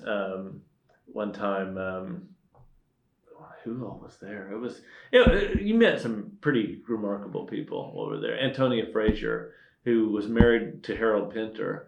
I had dinner with her one night at Rhodes House, just sort of a small around a table like this. She's a pretty famous historian herself. I shouldn't just make her the wife of Harold Pinter, but the reason I said that is that Harold Pinter was supposed to be there. He ended up getting sick and couldn't come. But there were regular events like that where you would meet these figures and chat with them and have these very stimulating dinners where you also had to sort of learn how to balance eating and drinking a lot of wine with having conversation which was hard because you have these servers who kind of keep your glass full. And the way Oxford dinner typically works, you have champagne and hors d'oeuvres before the dinner begins. Then you have your wine with your meal, and then there's always dessert wine or port. And so by the time it's over, you've drank a lot. And so it takes some, you have to sort of learn how to pace yourself. That's a pretty serious part of the learning process, I'd say, is learning how to participate in dinner like that and still function at the kind of level that you need to function to get invited back.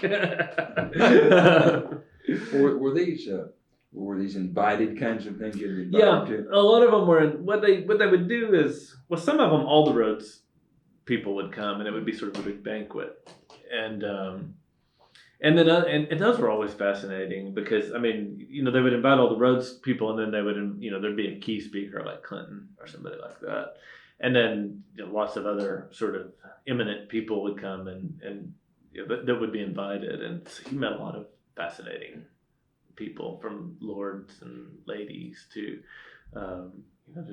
people who were researching diseases in India and stuff like that, who were at the top of their field. It was amazing the people you would regularly meet at these things. It was always people who were at the top of their field. A lot of the learning for you took place outside. Outside, absolutely. I learned a lot about, especially global issues, which Rhodes House is really engaged in, outside the classroom. And then there were also these smaller dinners that were invited at Farrah. So if the warden of Rhodes House is having, Antonia Frazier or somebody like that in, he might invite several Rhodes Scholars who he thinks would be interested in or interesting for her. And we would all, so you have sort of a select group, and there are a lot. Your social calendar stayed pretty full between that and see, then you've also got your college. I was at Merton College, and Merton College has its own social calendar too. It has balls, it has speakers, it has dinners. There's high table. So there's a big dining hall where everybody eats. You just put on your robes and you go in and you just eat your regular dinner in there. It's like a daily occurrence. Yeah, it's a daily occurrence, but you have to wear your robe, and you go in, and it's it's a good meal. And then at the top they have what's called high table at the end of the hall, and that's where the professors sit. It's actually an elevated. It's a table that's up, so they can look down on the students. But periodically, your supervisors will invite you to go to high table with them, and so then you sit at the big. It's like sitting with the adults, basically. Start the outside fork and working in or what? Yeah. So you learn how to do that stuff pretty quick. And high table is like a mini version of those dinners at Rhodes House. It starts with sherry in your Don's his office living quarters before the meal, and then the wine poured very freely, and then afterwards you adjourn to have port and chocolate and fruit with the Dons back in their in what's called the senior common room. It's very, it's like something out of the Victorian era. Medieval. Or medieval. It's very. It's sophisticated, and it's bizarre, and it's decadent in a lot of ways, and so this is part of the reason I think that a lot of people over there, especially in the Rhodes, have a lot of sort of conflicts about. Trying to sort of balance the kind of decadence that goes on in a lot of those sorts of settings, with the idea that you're supposed to be working towards changing society for the better. And it's a real, it's interesting because the Oxford student body is by and large pretty wealthy, but they are actually they're really politically, I think partly because of the guilt, maybe the liberal guilt that they have over that. It's a pretty radical student body. They're very committed to various sort of social causes. And I found the students to be really probably more engaged at Oxford than anywhere else I'd ever been, ironically. That's including Berkeley, which has a reputation for being a socially radical campus. But the students at Berkeley were not nearly as socially engaged as the students at Oxford in terms of working on third world issues and things like that. And maybe it was just guilt. I don't know. Were there any particular highlights at your time at Berkeley you'd point out? At Berkeley? No, I'm sorry. I said Berkeley, but I mean at Oxford. Well, when I first got there, when we first pulled into town, and I saw the cobblestone streets leading up to Merton College, I'd never really seen anything like that. So that first, entry, and just driving into Oxford, everything was so green and pastoral and bucolic. It made a big impression. Some other ones were, again, there were lots. Meeting Bill Clinton was a highlight, actually. It was interesting. Just sort of, he has a different sort of aura about him. I don't know if all presidents do or if it's just him, but you always hear people say that about him, and it was true. Even people who were skeptical were sort of bowled over. He just sort of totally disarmed everybody that they met. So it was interesting, there were a couple times when I met people like that who it was a definite highlight. And pretty much every one of my tutorials, which were with John Carey, who was one of my scholarly idols, and Tony Nuttall, who was as well, were highlights. But they were really formative, and all those things were fascinating. Amazing. There were countless sort of trips, down the river and things like that. That were. It's the whole period was pretty fantastic. Really, 4th of July was a highlight. I got a reputation. I would always host the sort of Rhodes 4th of July party when I was over there. It's about the Brits. Yeah, and so I would always get fireworks somewhere. Mandy and I would, and we had a flat on Ifley Road right near where Roger Bannister broke the 4-minute mile. And so we'd go out to the track and field area out there and set off our fireworks, and we those were always pretty fun. There were lots of moments like that where the Rhodes community would come together sort of more informally, outside the sort of big fancy dinners. Those are the things that I actually really probably enjoyed the most. But yeah, the whole thing was like one big highlight. In the summers, we would travel around Europe and see the cathedrals and the museums. And for me, it's very hard to pick anything individually, because the whole thing was just like a sort of fairy tale. I had never been out of the country before going over there, so it was a big deal. Well, see, I'm trying to pick up a period where you completed your master's degree in philosophy. Yeah, well, it's called Masters of Philosophy, although it was in literature. Yeah. In 2001, you matriculated at the University of California, Berkeley in '94. Can you share what you were doing those 3 interim years there? Sure. Mind if we take a quick break, Sure. actually, and I'll. Okay. Yeah, So so you were sort of talking about your experiences and the whole cultural aspect of it. Then we just asked about, you spent 3 years, three more years there, I think, before you then moved to Berkeley. Could you kind of share some of your highlights there? Yeah, it was an interesting time. After I finished at Oxford, I decided I was going to.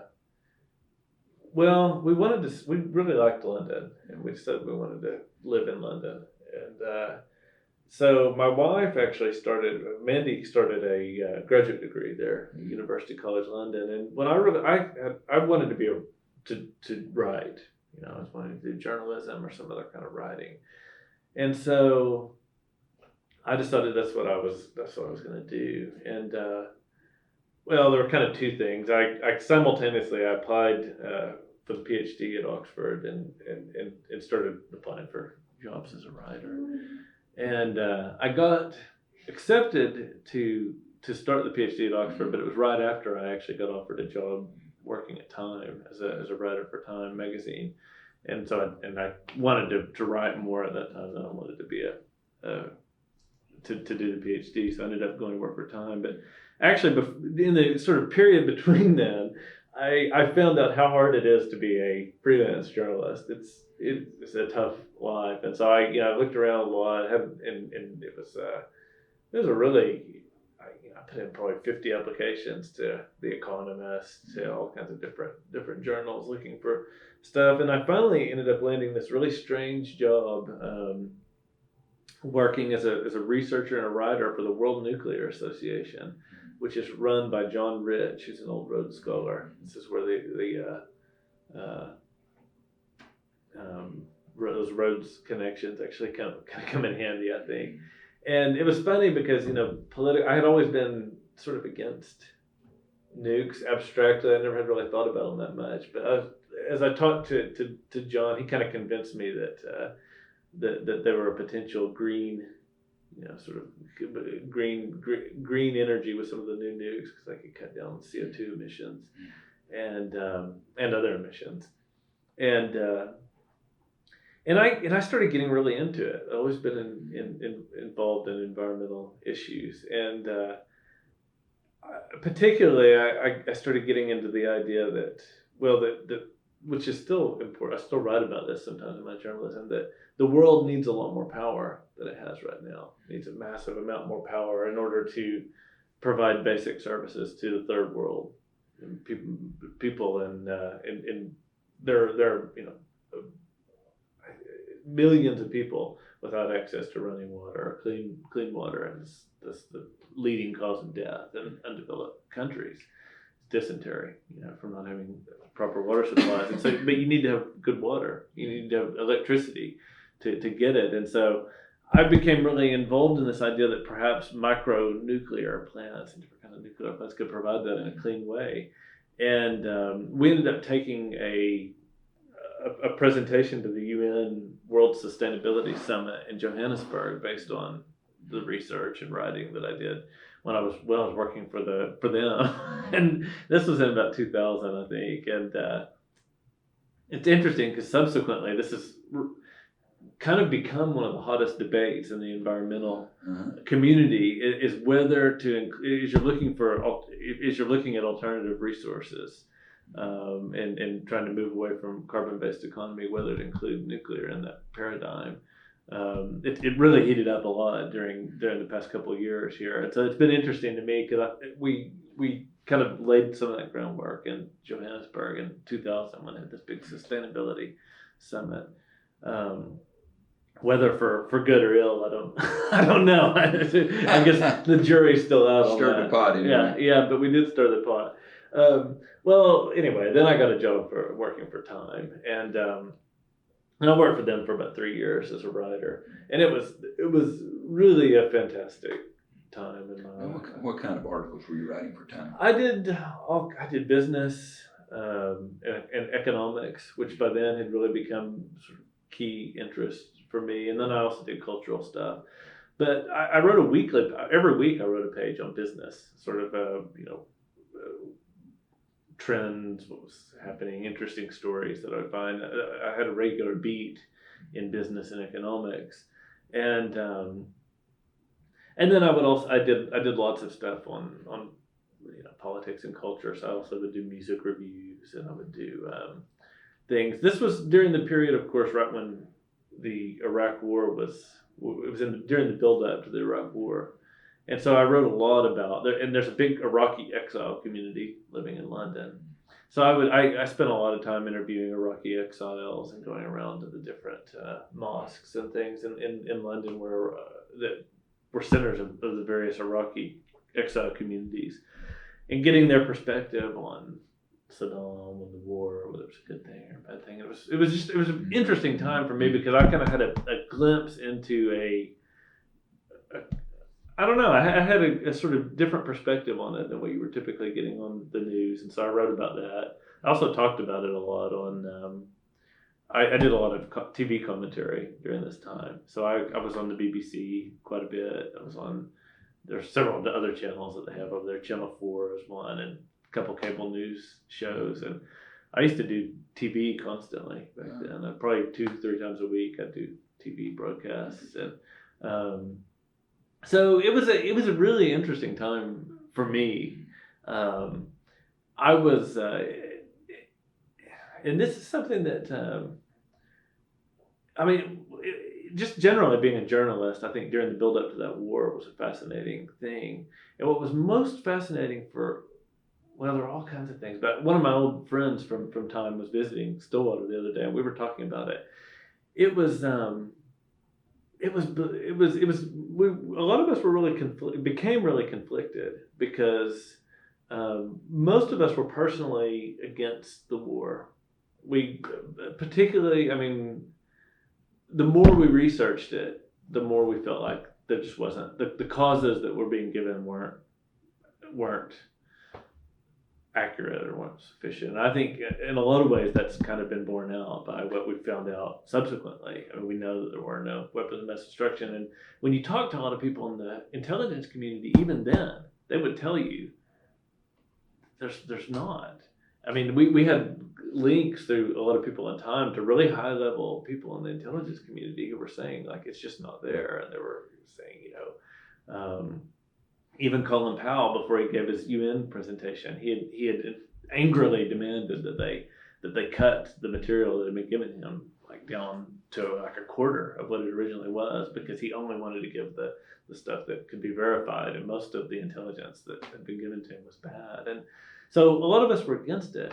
But there was this really interesting moment where the editor of Time actually came into the office and said, look, I know that you guys are that a lot of us are opposed to the war, but the magazine is behind it. And that week, I can't remember the date, but it was the magazine that we came out with that week it was called When Mom Goes to War, was the headline, a picture of a female soldier. And it was part of the beginning of our kind of promotion of the war, basically.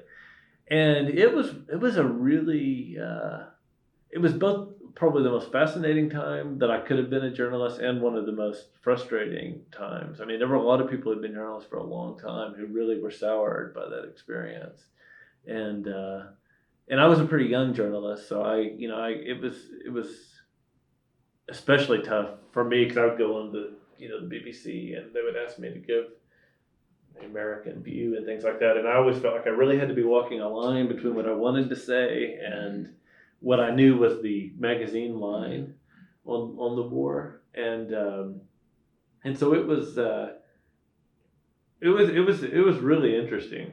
I can't think of a more interesting time to be. To have been a journalist in London. It was a fascinating. Because especially if you remember, the British populace was really against the war. It was like 90% in the public opinion polls against the war. And so Tony Blair really put his neck on the line by joining. It was part of the reason he got destroyed when it didn't go well.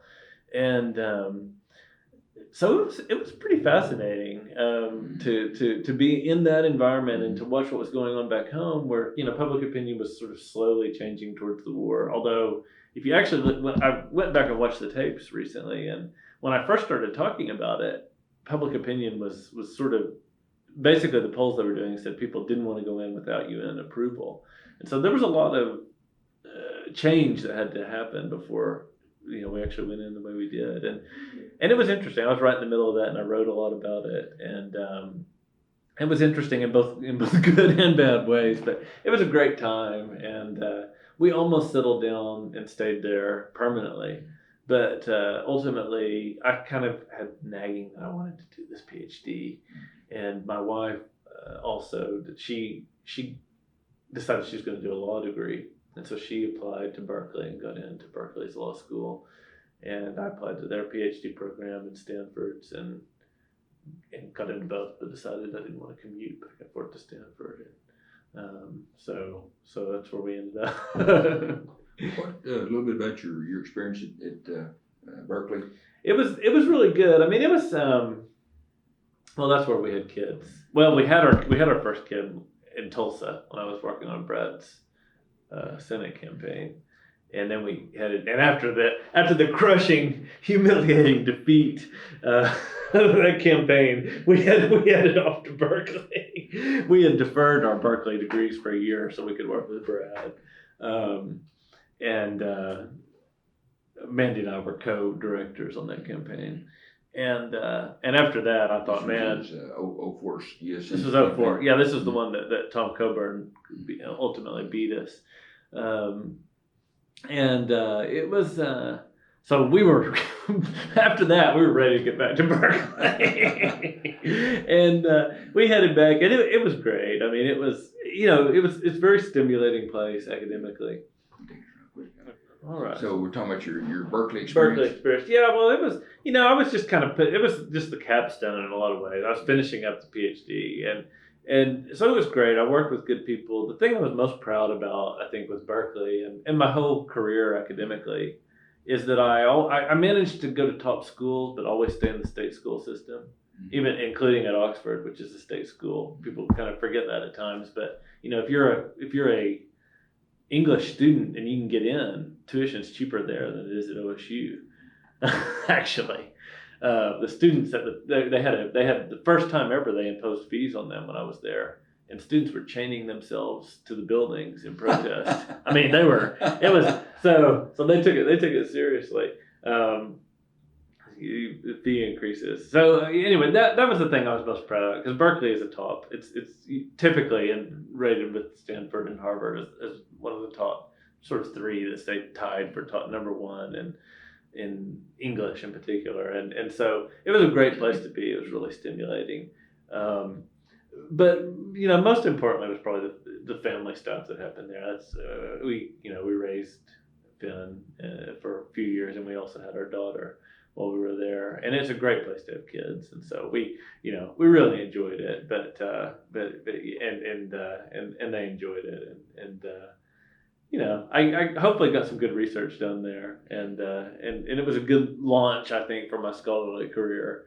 I also kept a hand in journalism. I still write, actually working with one of my old editors from Time. I still publish some stuff. I published a couple articles on green energy and environmental issues actually this year, and so I hooked up with him again when I was out there at Berkeley.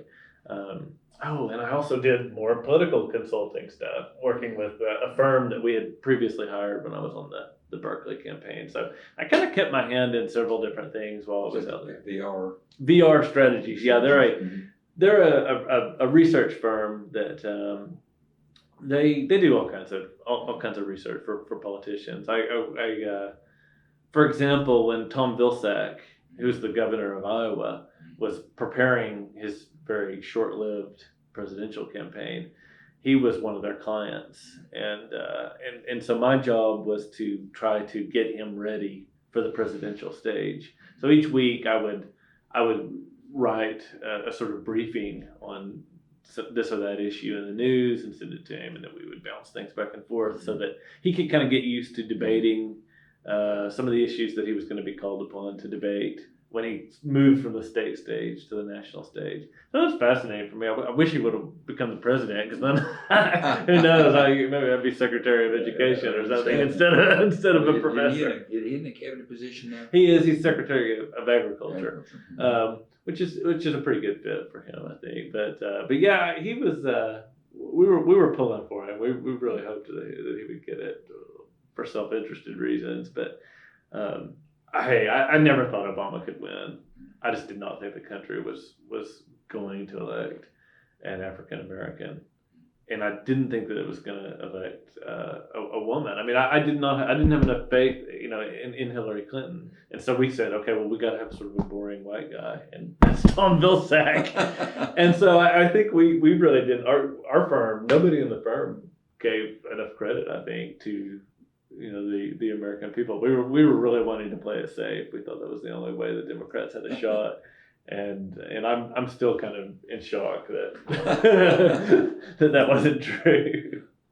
And happy. I mean, it's always good to see that people are more open and broad-minded than you think they are, and that's what this election, I think, proved to me. So you graduated from Berkeley in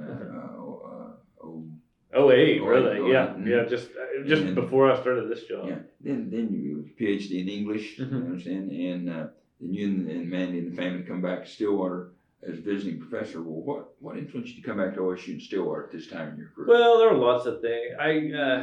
Mandy was about to have twins, twin boys, and so we wanted to be close to family.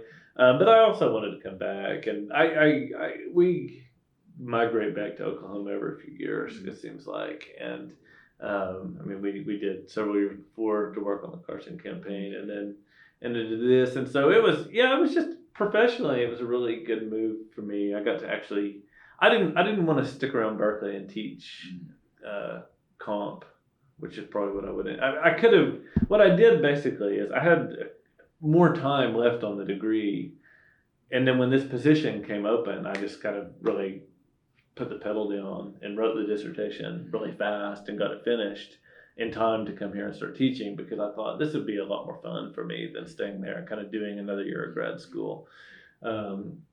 And so it was one of those things that just I thought, well, I'll have to really rush, but I think I can write it. I had to write a couple chapters pretty fast, but it was a good opportunity to grow as a teacher, in particular. OSU is a really good teaching school, I think. I mean, I had great education here, and I think professors take their teaching really seriously here.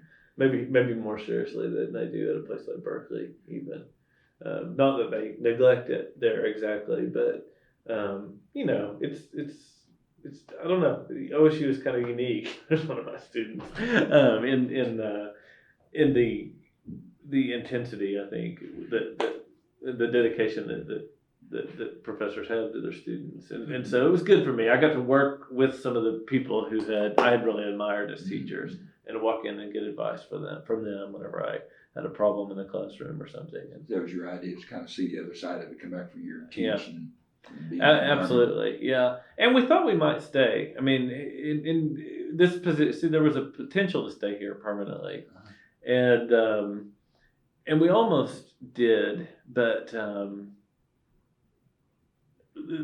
position also came open at Iowa, and there I'm able to work in their nonfiction writing program and in the literature program. And so I thought that was, for me right now, I thought that was just a better fit in terms of developing my own writing and sort of getting my first book out, which I've been working on. I thought it was just maybe a little bit better launching pad for that. Partly because I would be able to work in a real focused way on writing with some students, and they have the #1 writing program in the country there, and so anyway, we thought, well, let's go and give it a try for a couple of years. It'll also be a tenure track position for you. Yeah, it's a tenure. At the same time, then you'll be maybe learning as well. Yeah, exactly. I mean, I think that's what happens, is that you keep learning, and yeah, I thought maybe I was almost afraid of becoming too comfortable here, having been a student. I mean, I'm really comfortable here, and I was afraid that maybe I wouldn't learn as much because of that. I might be kind of tempted relax a little too much. And people think, people think a lot of me here as being, the, sort of the first Rhodes Scholar and stuff. And I'm a little bit afraid they might give me a pass on some things where I needed to sort of be, sort of people not know who I was as much and sort of really hold my feet to the fire. You ever see yourself coming back to OSU future some point? I hope so. I really think I will if something opens up. I have a feeling we will. I mean, well, who knows what'll happen, but we'll see. We've still got a lot of family here too, and I think we'll want to be close to them. And so, I thought we had a window to make a move, and then maybe be able to make another move down the road. But I suspect that we will. Who knows? I kind of long term, I'm kind of interested in getting into administration at a university level, and this would be a really fun place to do that. I think. Well, I was going to ask you a little bit, kind of back to some of the questions that you were asked as far as your Rhodes interview experience. Something about what do you want to do with the rest of your life? Yeah. What do you want to contribute? So along those lines, what do you want to achieve with your life? Yeah. You thought about it? Well, that's interesting. What they asked me at the Rhodes was, what are you going to be? Well, I remember the last question Boren asked me was, what are you going to be doing 10 years from now? This was in 1998. And I said, well, hopefully I'll be teaching at a university, and I'll also be doing journalism. I want to sort of be able to combine those two parts of my persona. So I'm doing journalism and public advocacy, and I'm in the classroom. And that was the other reason that I thought it was great to be back here, because I got to come back 10 years later in 2008, and I was in the classroom, and I was doing journalism, writing about some issues that I'm really into.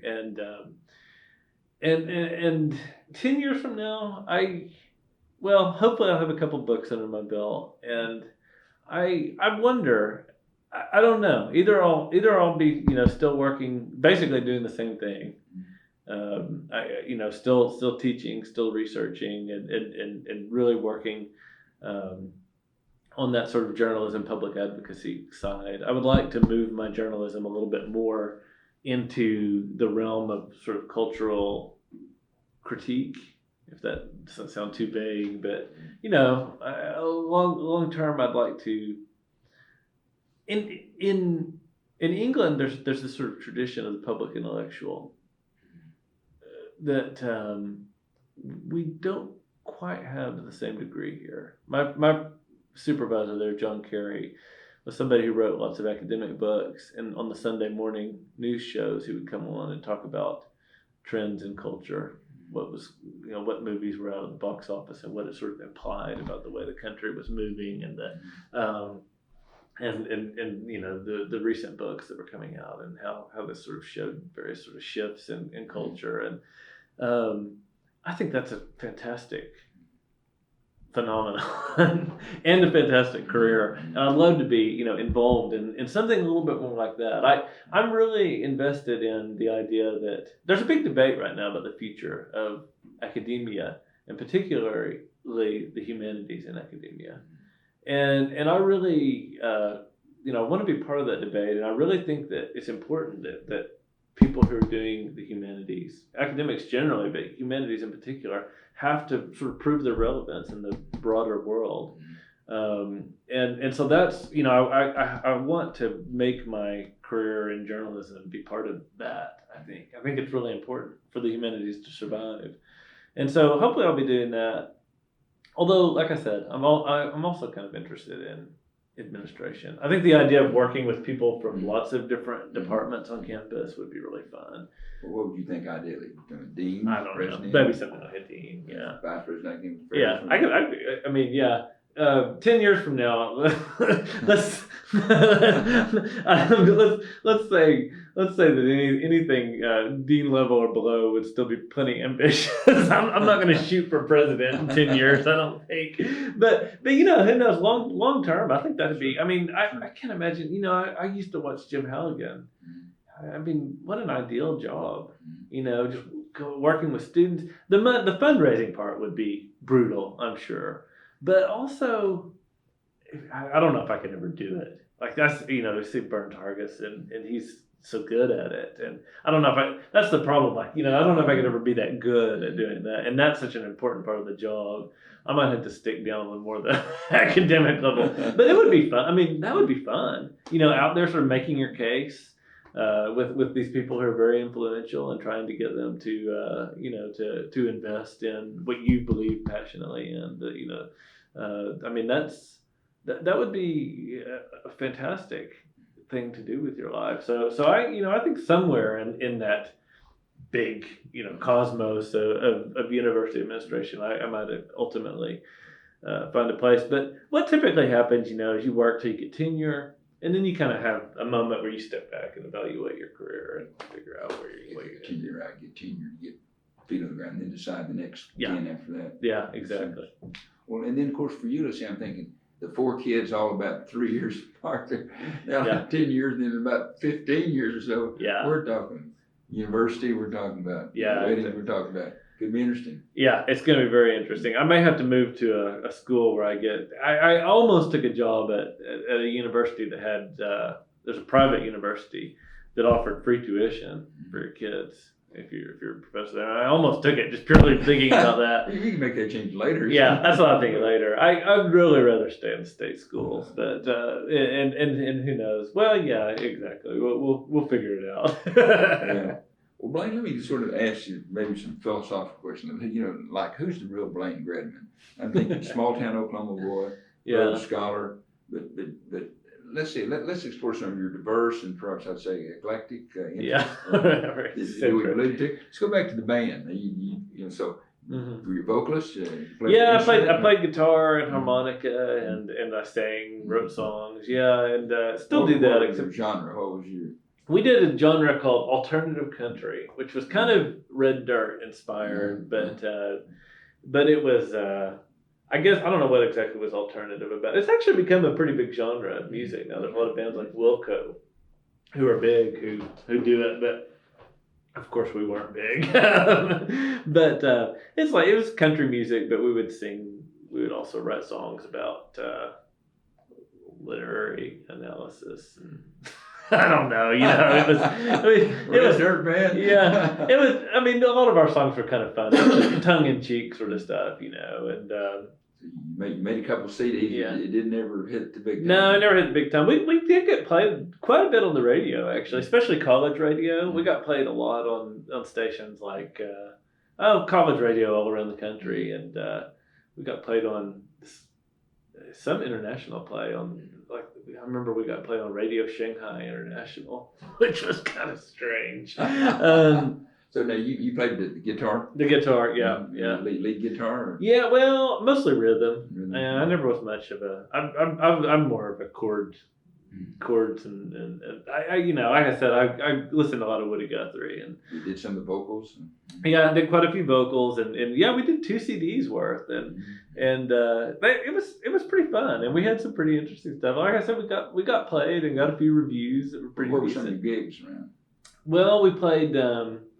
Actually, we went and played what later was Washington Street Grill. Later became Mike's College Parliament, what it is now, here in Stillwater. And then we played a couple, the sort of campus events on campus. But what was weird about it is that we never actually cut a record until the summer that after I graduated, I was about to leave to go to England. And so pretty much as soon as we got together and wrote all the songs and recorded them, I took off. And then we would just, when I came back from England, we'd get together and play. Sometimes we'd play a gig and sometimes we wouldn't. That's part of the reason we never really, we never did a tour or anything because we were very quickly scattered all over the place. And every once in a while in the summer, that's how the second CD came about. I mean, two of the people were professors at different universities by then, and I was at Oxford. No, I was working at Time, and so, we came back and recorded another CD. But, yeah, now I write mostly children's songs for my kids. So now there's Blaine Greteman, the policy political one. Yeah. So there's the Brad Carson, the U.S. Senate campaign in 2004. Yeah, I wrote a lot of political songs too. One of the songs I performed one of them in London. I remember that everybody from Time. It's It's actually become kind of a legendary song. It's called "Communist Girl." It's about the anti-capitalism demonstrators that were in London around 2000, 2001. And it's got a lot of policy walk stuff in it, actually. Yeah, I from the time I had been in journalism, I'd always been writing a lot about political issues, and actually even my literary research is pretty political. I write about what I do with my study of 17th century. I sort of am studying the way various literary figures construct the idea of consent and government by consent in some of their both literary and political writings, because that was the period when you moved from government based on birth to government based on consent.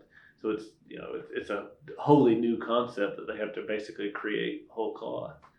And so in practical terms, that's the academic side, and I've always had this other side where I've been engaged in lots of real issues. And when I heard that Brad was going to run for Senate, and that was supposed to be a really big year for the Democrats. There were several unknown Democrats that were picked as the rising stars of the party. There were 4. The only 2 of them that I can remember now were Brad Carson and Barack Obama, who were 2 unknown young guys who were trying to run for Senate. And supposedly the Democrats had a shot at taking the Senate, and during that year. And we didn't. We ended up losing it pretty badly. The only person who won out of all those 4 was Obama. And it's amazing what can happen. I mean, and of course he only won based on a fluke, right? His opponent self-destructed in a big sex scandal. And so talk about something with a lot of chance involved. I mean, politics has a lot of it. And so I did policy for Brad. We wrote a lot on healthcare. We actually wrote an entire book called Renewing Oklahoma's Frontier. That was a sort of plan, a comprehensive political plan to try to revitalize rural Oklahoma through a sort of series of healthcare, education, technology, and business initiatives. It was a really bold plan. It's a shame that in a lot of I still think it's a shame that it didn't go anywhere, because what Brad and us started talking about, he's an interesting politician because he's more of an intellectual than he is a politician. I think he thinks he's a politician, but I don't think he is. I think he's an intellectual. Well, he had trouble getting elected in Oklahoma. Yeah, and so we started talking about it, and there are fewer people living in Western Oklahoma in particular now than there were at the turn of the 20th century. In 1900, there are double the number of people living out there almost that there are now. And it's because, people have left to try to find work, and there are just not enough opportunities. And so we sit down and just say, okay, well, what would you have to do to create those opportunities? It's interesting, just sort of thinking about it as a blank canvas and trying to come up with a comprehensive set of policy initiatives that, could create them. And that's why we kind of made it totally broad based. There were 5 sections. And it's interesting. Like I said, it didn't go anywhere, but it's actually become a blueprint for several other pretty big campaigns. VR Strategies, the research firm out in Oakland, they've showed it, and I've worked with probably 5 or 6 other politicians who have used variations of this plan in their own races. So who knows? Maybe there'll someday be hope for it, but I don't know. But I'm dedicated to that. I mean, basically, our theme in that campaign is that Oklahoma has a lot of politicians on the national stage who've done very little for the state. It is true. Now there are exceptions to that. The intermodal facility over here is one of them that I'm pretty impressed by. That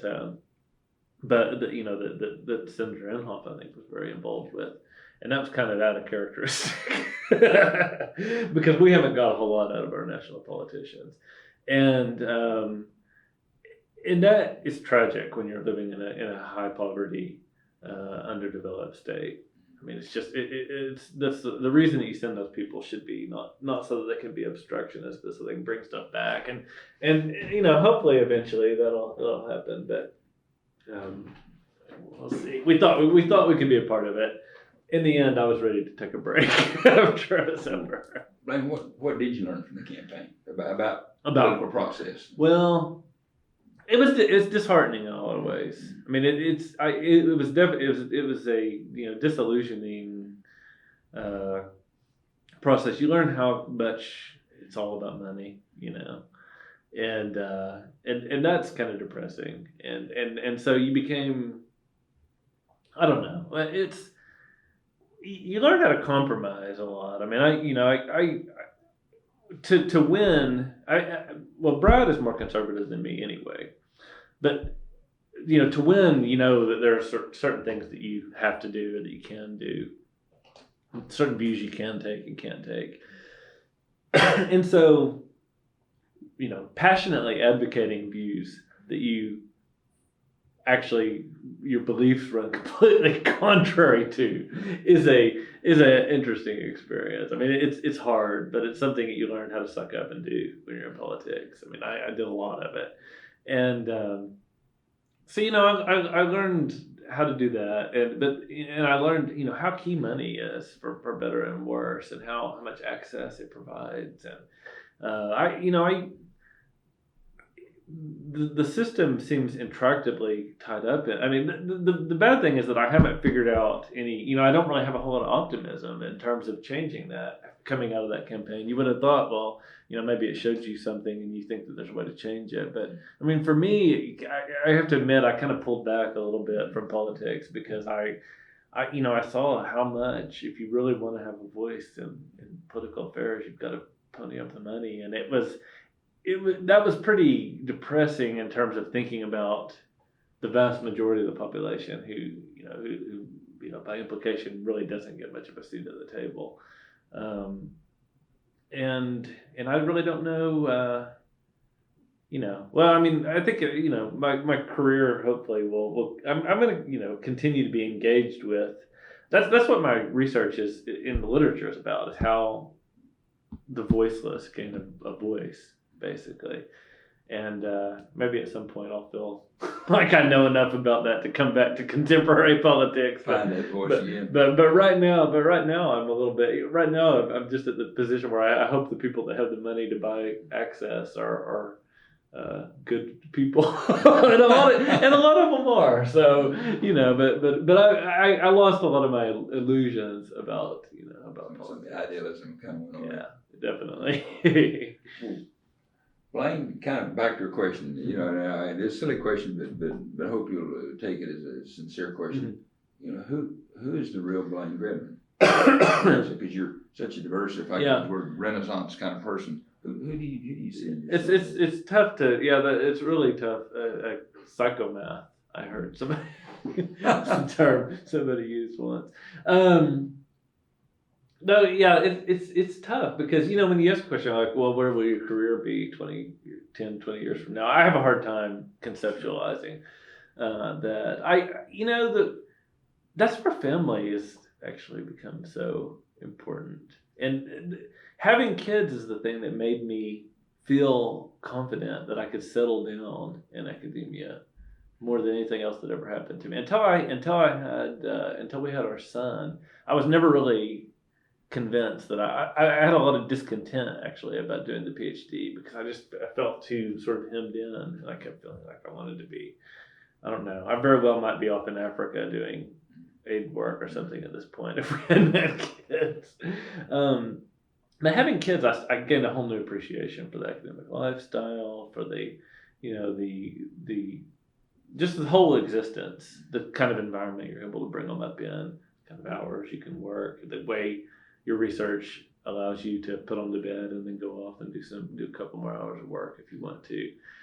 The fact that you're not working 24/7 like you are in journalism. I mean, journalism, I never stopped when I was working with Time. I got up in the morning and it was just eat, breathe, sleep journalism. I mean, even when you're doing things that are supposedly leisure, like parties, we went to lots of big high flying parties people like Bono were there. It was crazy.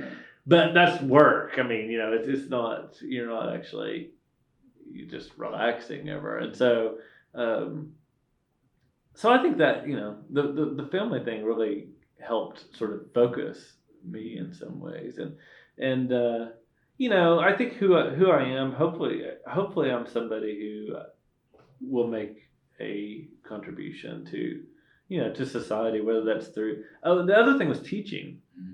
The first time I got in front of a classroom after being away for several years, I thought, well, this is the link that I've been missing between the sort of life of the mind and, making an impact on kids' lives. People often talk about universities as being ivory tower. Oh, you're just off in the ivory tower.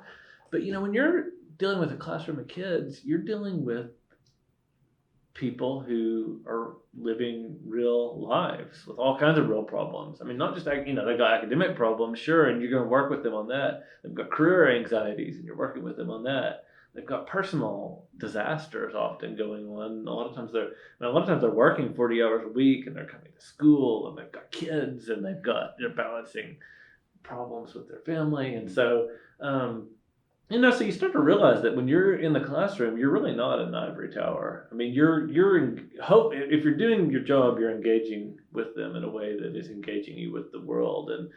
And that's the main thing. I mean, when you ask, who you are, that's all I can really narrow it down, is that's who I want to be, is somebody who is, engaged with my society in a productive way. So that, when I'm gone, at least a couple people will have something good to say about me. I've watched my dad over the years, and he's been a role model in that way. Just because whatever he's done, it's not even necessarily been about the job, but just the interpersonal relationships within the job that I think have left the most lasting impact.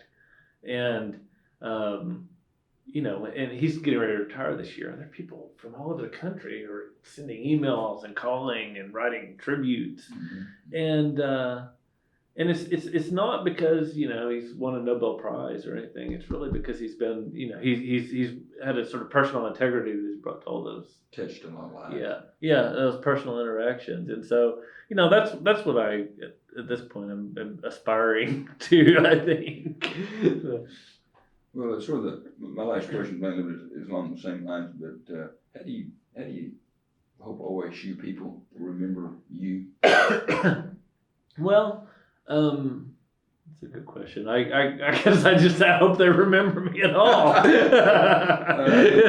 Rhodes deal, you're there. Yeah, if they remember me at all, that'll be good. Well, no, I hope they remember. What I hope that the students who are wanting to follow this path remember about me is that what I've tried to do is do the things that I was passionate about and interested in. That's what I always tell students who want to do the Rhodes, is don't try to, sort of like craft yourself into a particular sort of person. Just do what, follow your passions, go where your instincts and your passions lead you, and then work as hard as you can. And so, so I hope, that people will remember me as somebody who was genuine in doing that, I guess. And I hope that people will remember me as making a positive impact here, but I think I might still have some work to do before I can sincerely lay claim to doing that. I mean, long term, I hope that I'll make a big contribution to OSU, and it'll continue. And I hope to whether I'm, off at a different university or here, I hope that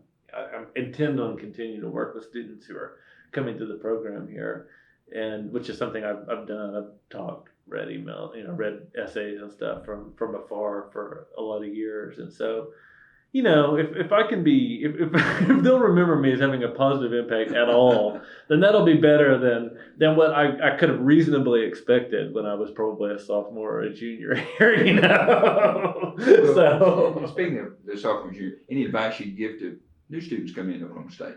yeah, I would say that to be a full-time student, right? That's your job, is to be a student and to really work at it like a job. I have so many students who, I know a lot of times they have to. It's monetary necessity. They got to work or whatever. But at times that becomes their whole identity and their whole they're trying to work their school around their work, and if you're having to do that, then you need to reevaluate. Get rid of the cell phone. Don't buy those shoes. Live as simply as you can and work it so that you can work as hard as you can. And that's the number one thing that they don't do enough. They get fixated on the grade and they think, if I can make a B, then that's okay. But that's really not the point. The point is what you personally make of it. And OSU is one. Actually, all schools that I've been at are one of those. But OSU is a lot like that. I mean, your education really is in a lot of ways what you make of it. I think it can, if almost anywhere you are, if you want to, you can kind of make it through.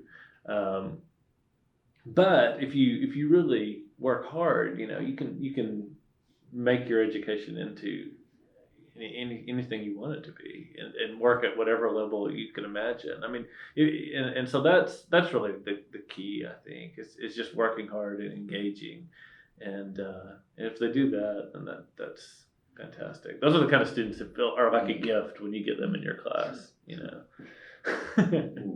Blaine, what is maybe maybe one last question.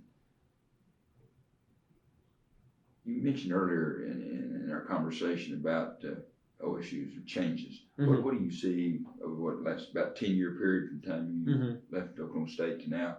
Do you like what you see, or what kind of changes have you noticed? Yeah, I really do like what I see. I think it's well, like I said, I feel like some of the sort of small bigotries that we did have on campus a few years back, and they actually were broader in society. This was not just a problem with OSU. But those things have shifted. I certainly think in terms of, like I said, definitely in terms of gay students.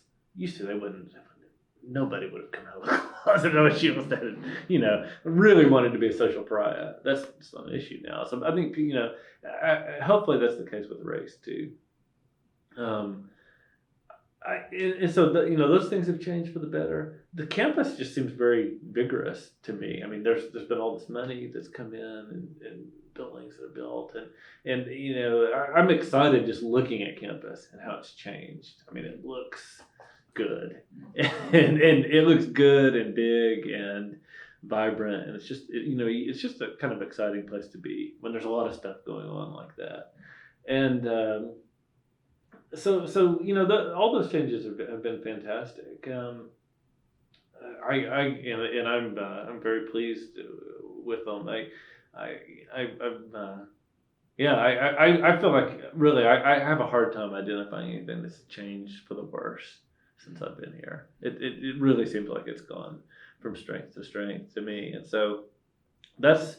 The only thing that maybe has changed for the worse is not the campus, but I do notice a big trend of so many of my students are working so much, and I don't know if that's because tuition's gone up or because their priorities have shifted, but that's something that I would like to see.